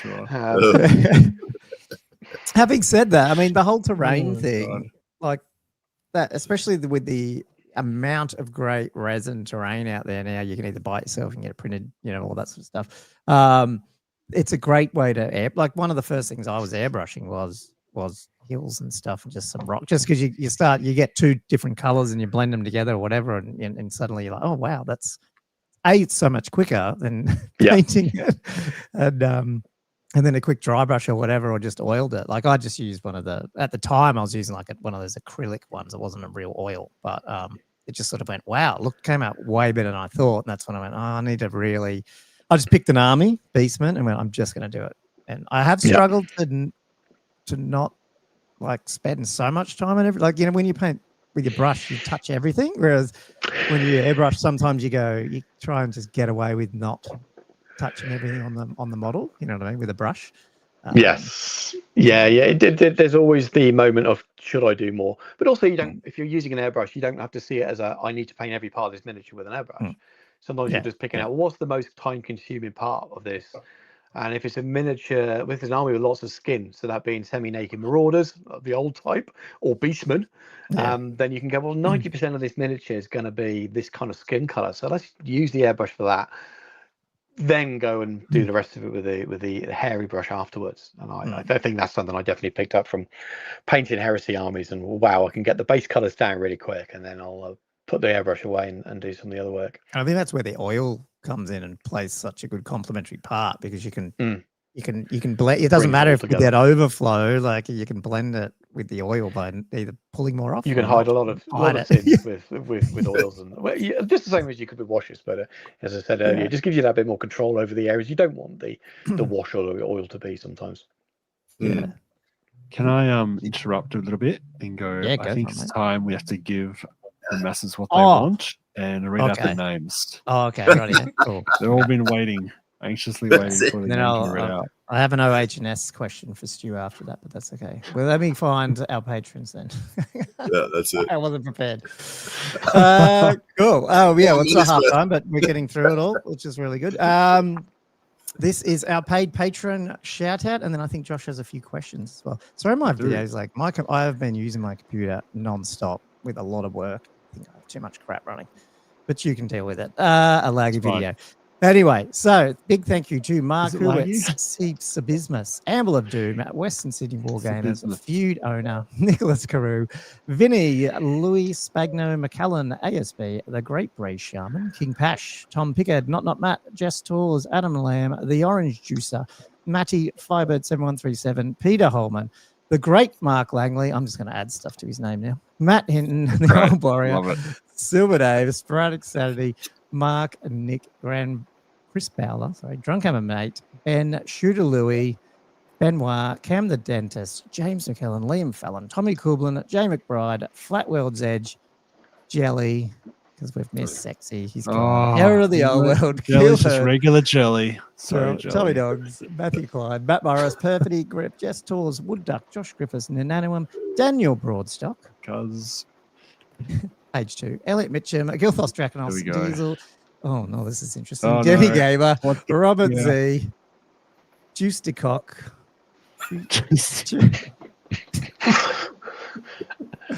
Juice de Cock, Oh, guess. God. OG Whirler, and then what? Okay, Bobby Gherkin's getting longer. It's Bobby, 69% win rate on oldworldrankings.com Gherkin with Kiss Kiss Chicken. And a chicken. And a ghost and an orange. Ghost and a pear, whatever, orange butt signal, whatever it is. And then Gumwitch, Zen Peach. Fox, I think it's a Todd Lloyd. peach. So big thank you guys. They're our paid patrons. They help us turn up every Monday or Tuesday if we do change it. And big thank you to all those guys. And they get to harass us like they do in the chat and send us inappropriate questions, which we can throw a few out now and then load up any other questions to close out the show with Stu. Maybe chat a bit of our own hobby as well. Ooh. As in Patreon questions. Yeah. No, I've got okay, wait, hold on. I've got the first one I've got in my one is actually directed at Stu. Shall I lead off with that one? Do that one. This is one from Zen Fox who correctly guessed that we'd have him on this week. I can't remember.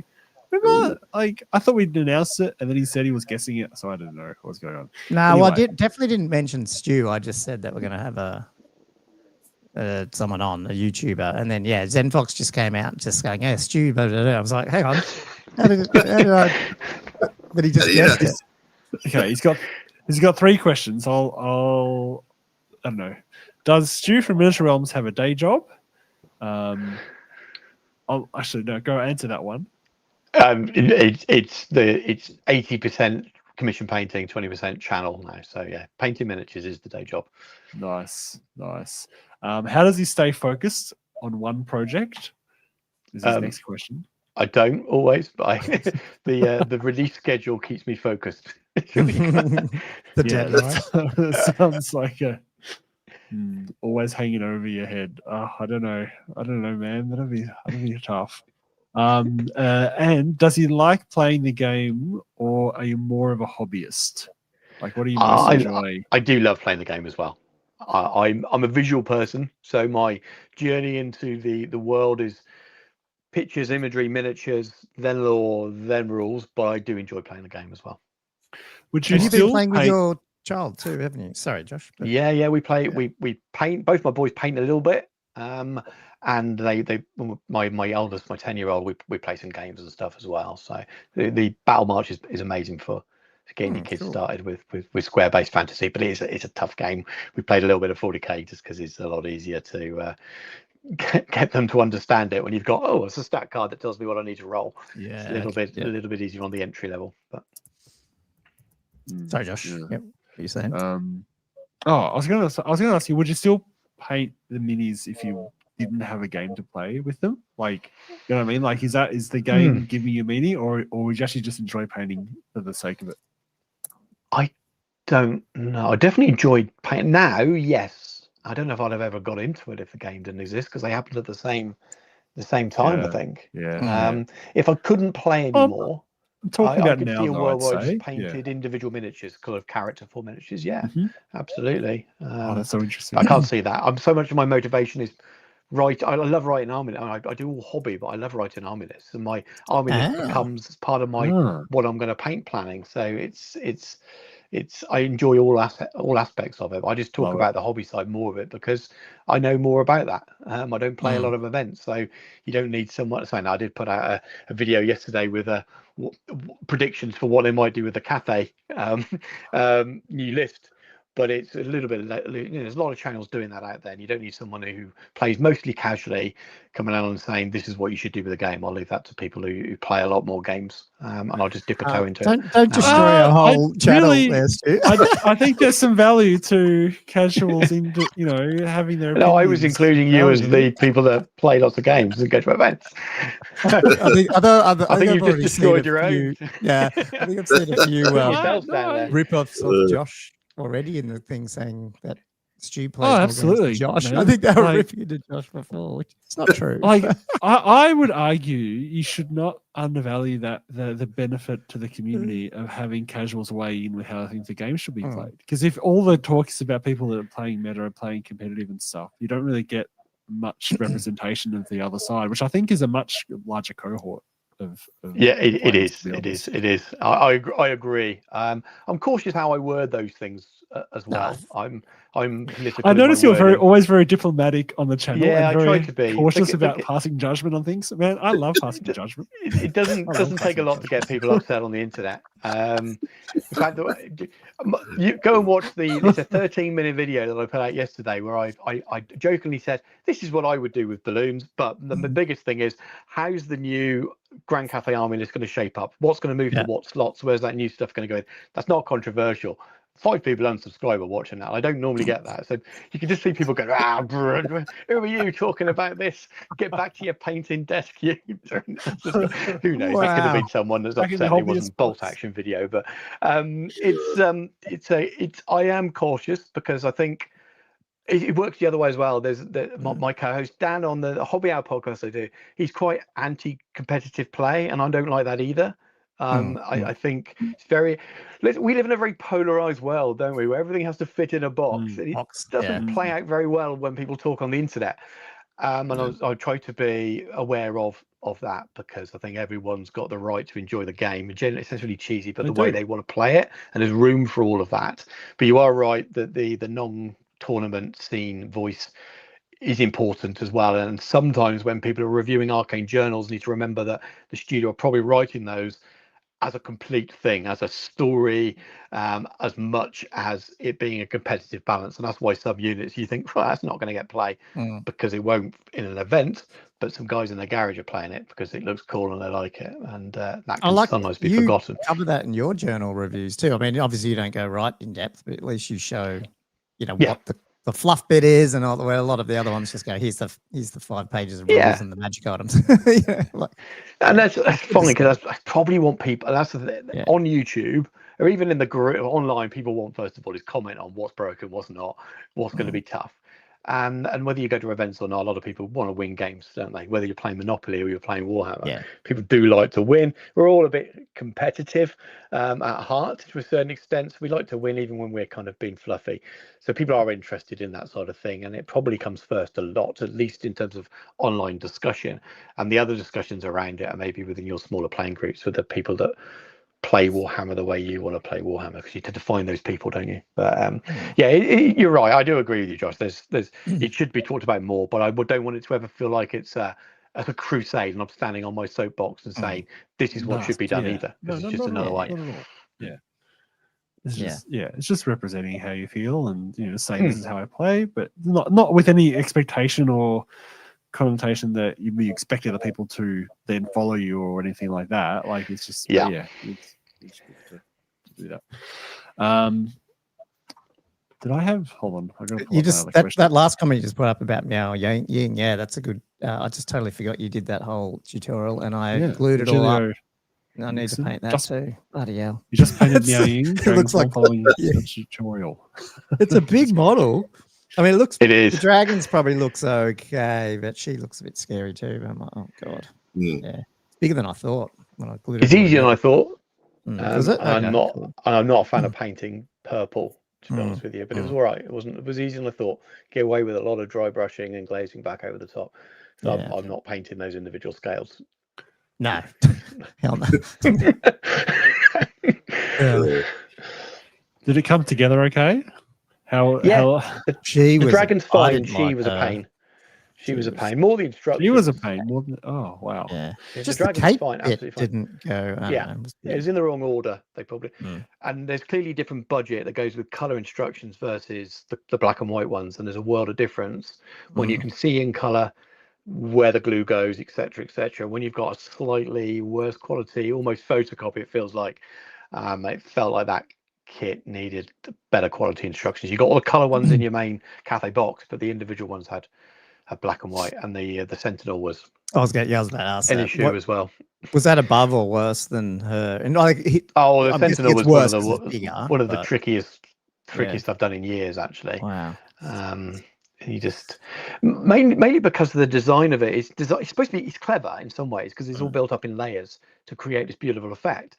But when you haven't got a really defined plug and socket to stick something together, as soon as you add some plastic glue and those bits start melting, that 2 mil where it should be, and you move it 2 mil the other way, it means that the next bit and the next bit doesn't fit. And then you go, that all dries, and you go to the next stage, and you're like, oh, that needs to be.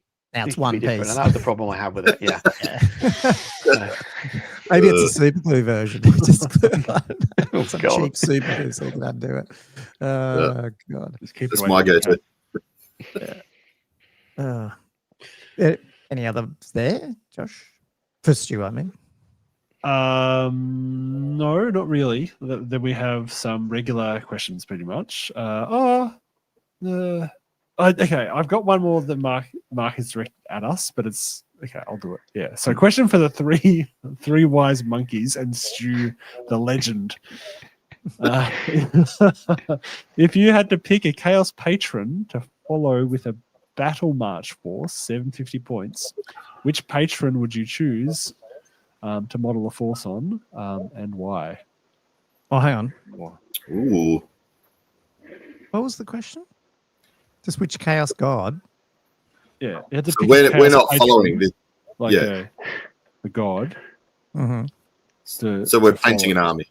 So yeah, you select a Battle March force for 750 points. Okay. I don't know why he specified Battle March because I feel like Well, anyway, yeah, we talked about the other week. it's a little warband, and you can pick a Chaos patron to theme around.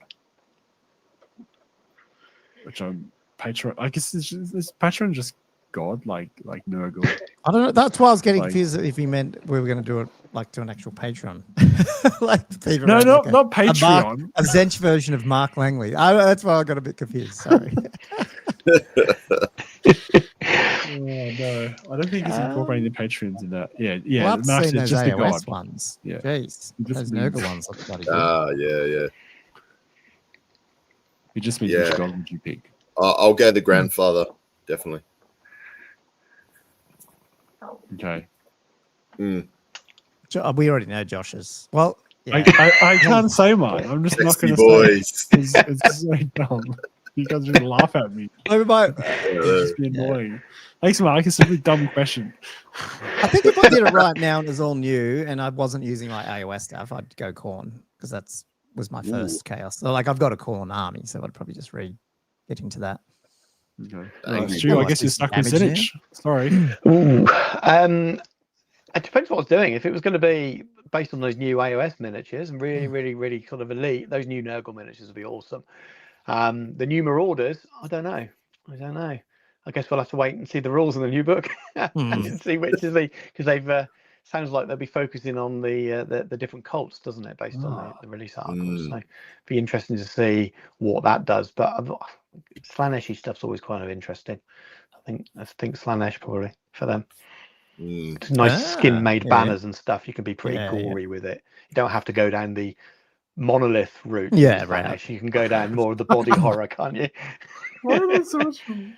It's almost got a bit disturbing how the Slaneshi model with the heart player. It's just like all the strings coming out the back. I was like, it's kind of disturbing.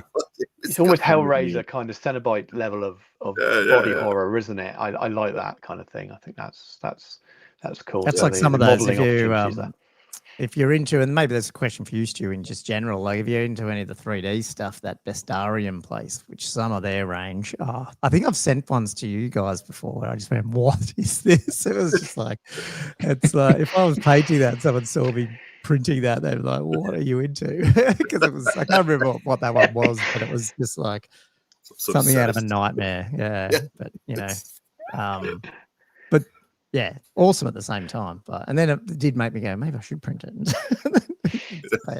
Do you? I mean, obviously on your channel, and you obviously, you know, you get Games Workshop stuff. You do a lot of official stuff, but do you play around with any printing stuff as well at home for other stuff? Or I've got a printer. Oh, wait, we're gonna do airbrushing and printing in the same episode. Oh no, people love it. People love another hour yet, people. Yeah. I've got a printer. I've got a 4K printer. It's fine. I do print stuff. I print less now because I've just not really needed to in the last couple of years for the projects I've been working on. Because you just kept getting free stuff all the time. Yeah. But more because the release schedule has kind of guided what I'm working on more than anything else. But I still print bits, but not much. Very rarely whole armies, just little bits of terrain.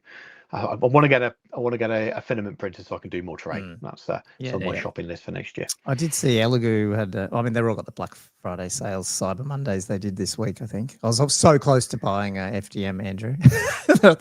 Andrew's got one. Then you can show me how to use it. 25% off their ones. And I was like, no, Colin, you don't need one.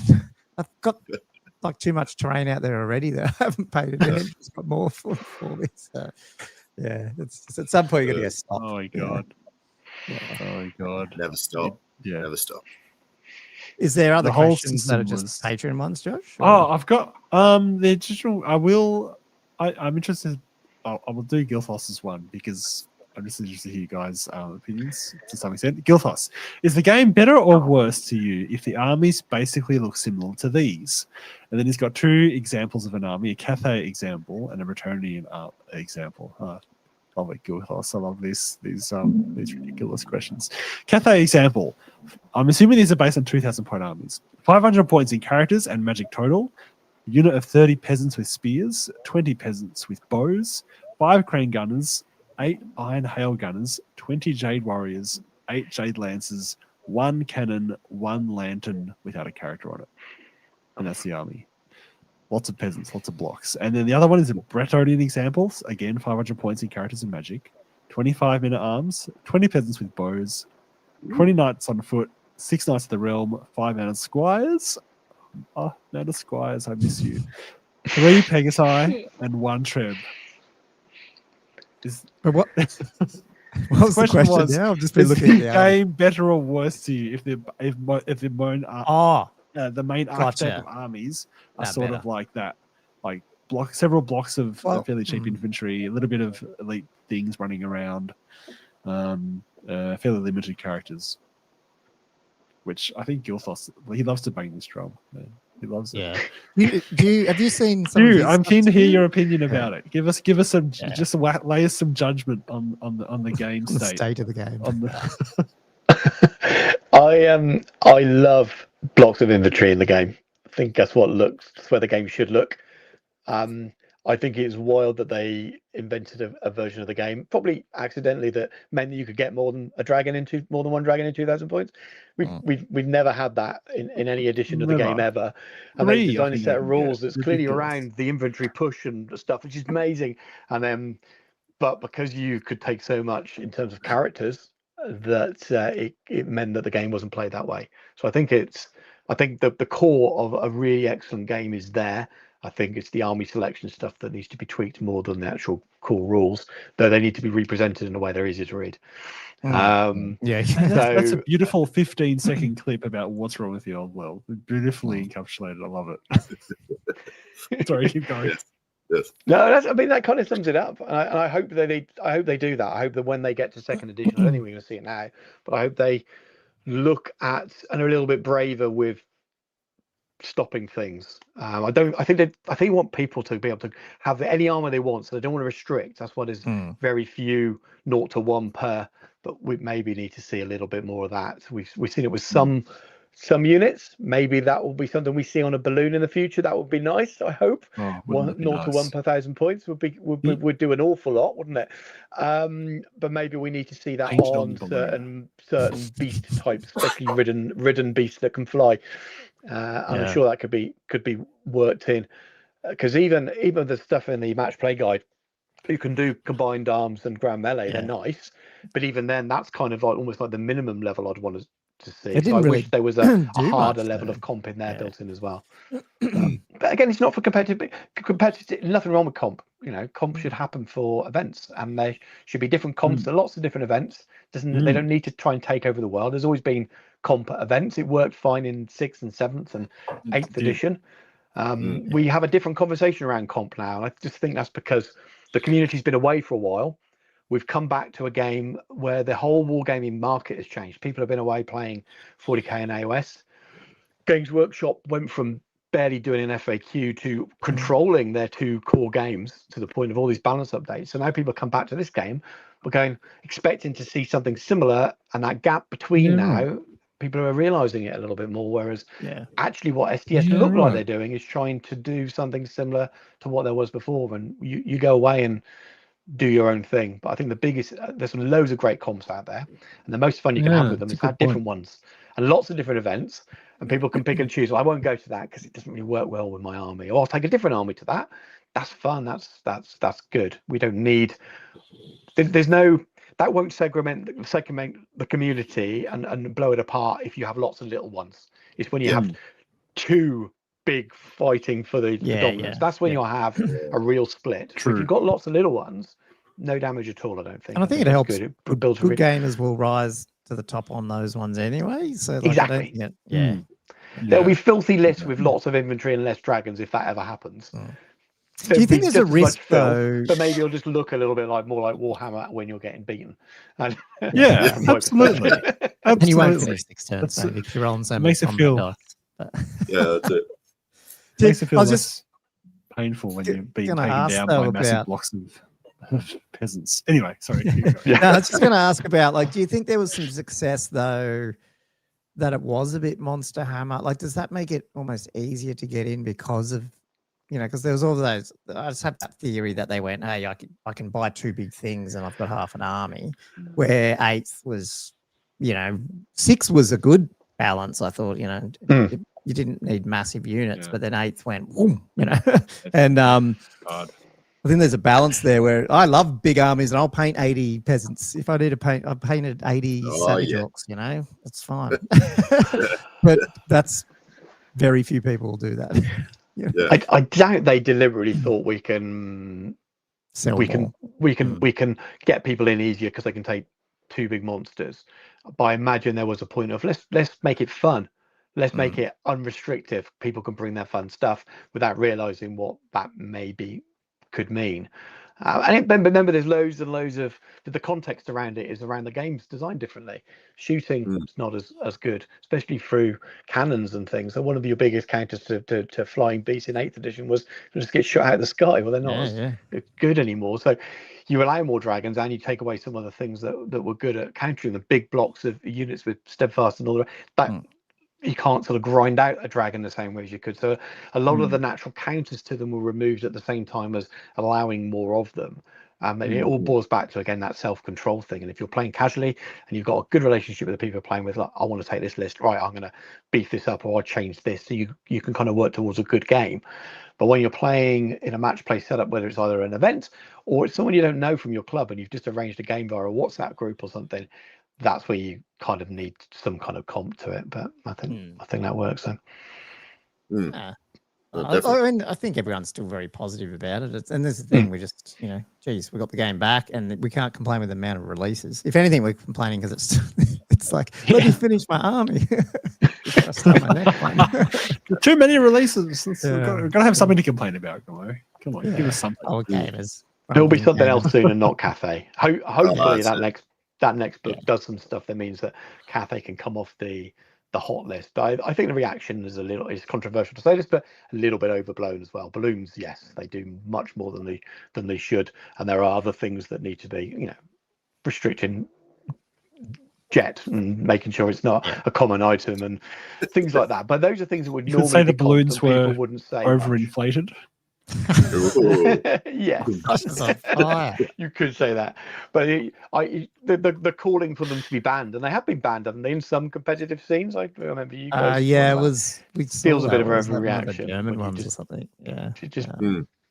I don't ban the balloon if you're going to ban anything, but I think that's too far as well. But Mm. I think there was a bit of an overreaction to what is an unbalanced elite force, and it's just that lots of things collide at the same time and make it look really, really powerful. But Yeah. it's also good players picking up this army because they want to do well at events, Yeah, and they want to maybe and they're good players. get a Yeah. master's place. So you got good players and a good army. But I don't know. Is anyone asking for VC to be banned and screens to be banned? I don't know. They say it's overpowered, but are they calling for the army to be banned? I don't know. So I think Yeah. you need something doing, but it will be done, and the community will sort it out. It always does. Yeah. Yeah. Yeah. Sky is not falling. So, There's balloons in it. You can't see the sky. you can't see the sky for the balloons. What's that? Oh, never mind. Grey Primer said they should do an epic Tau scaled like Legions Imperialis with huge dragon versus dragon battles. Yes. Move all the dragons to that edition. Yeah. She's like, I mean, was six it dragons. Honest Wargamer talking about that, or someone else was talking about that? That could be a possibility, given that they've got that sort of technology. Not that I guess they didn't in the old days, but now just with Imperialis. Wonder if they ever would. What? Just like have all these dragons. No, War Master, like basically a War Mastery, not War Master, but like a scaled Oh, version, but like a scaled down version. 10 mil scale. They brought. I mean, they Maybe. brought. Do you think? I don't know. That's It'd be just cool. thoughts. Yeah. It'd be cool. I just can't see them doing I wonder if they would ever bring that back as the actual time frame, like the Total War. You can actually call it like, because you can have a Ooh. massive amount. Yeah, yeah. And it's in 8th ed edition. Not 8th ed, but end times, or pre-end Yeah, times. yeah. What do you call that? I don't know what you call that era. Is that pre-end? What do you call The world that was now, isn't it? That's where they refer to it because Yeah. Well, that was, but it's before the old world, which is older. No, but after the old world, but before end times, whatever that. Yeah. just all of that. Whatever. That's perfect. It's not wordy at all. Be right. No, Do no. you think if they did re-release like an epic scale / War Mastery scale one, they'd still actually add scale creep so you could use old War Master, so it'd be like more like 10, Probably. 15 millimeter. Yeah. Of course. And then like in 20 years time, it'll be actually be scale creeped up to like 28 mil, and we're like playing 50 mil the old world. Yeah. Oh, well, you never know the size of these bloody models at some point. Yeah, yeah. Get that way. Oh dear. Yeah, very true. I've got a few yeah, more keep going. questions on the Patreon, but they're like none of them are particularly relevant to tonight, so I feel like I can Okay, probably you wanna- let them tide over. to Well, next week. we're hitting the time, and I know Stu's got wood elves to paint, so we don't want to hold our guests for. Oh, fully love out. to Time see is them. money. So excited! Yeah. I watched that one on the guy with the what's it called with the big horns and stuff. Is that Araloth? No, Yeah, Araloth. Yeah, I think it is. Araloth. Isn't it? Is that who you painted? Is that who it was? Wasn't it? Isn't that what you painted, Stu? Wait, sorry, which guy with the big horns? Oh, the wood elf. I think you The wood you elf painted a character. wood elf character. The only one I that painted you- a winter wood elf Araloth. Yeah, the Wood Elf guy. Yeah, Yeah. Winter. That's part of this commission. Actually, it's for this client. So yeah. Oh, okay. Alright. So you Yeah, threw me well- off with the horns Back in- chat. I was thinking. Those are horns. He's got massive horns. Yeah, I just didn't associate it with a wood elf for a minute. I was thinking, well, you're not wrong. It just threw me. Anyway, well, it is 2 hours. We probably should let him get back to his day. A big thank you there for, and we'll leave those other comments for next week, and we'll leave some of our hobby, I guess, for next week. But Stu, you've planted a motivation for me to get my airbrush and video out, and maybe I'll hit you up at some point for some tips or some, maybe some collaboration if you're in. We'll see. What Yeah, we'll talk about that. I've got some ideas. Yeah, cool. Ooh. But yeah, if anyone else, if you haven't subscribed to Miniature Realms, do that. We'll leave the link. I think we added a link in the chat, but I'll add it in the show notes and all that sort of stuff. And leave a big thank you and go like, subscribe, and all that to Stu's channel as well, and send him some commission stuff if you want. He sounds like he's not busy. Not. But yeah, man, big thank yous. Thanks so much for coming on, mate. That was Pleasure. really good. Absolute pleasure. Yeah, it's just good to learn all about you, and yeah. Hopefully one day we'll get over there because we're all earning big bucks on YouTube, and we'll do a tour of the UK. The rivers of gold. Yeah. So, anyway, thanks for listening, everyone, for episode 118 of Old World Fanatics. Yeah, I guess we'll see you next week on our next episode 119. Chat to you then. Bye. Right. See you.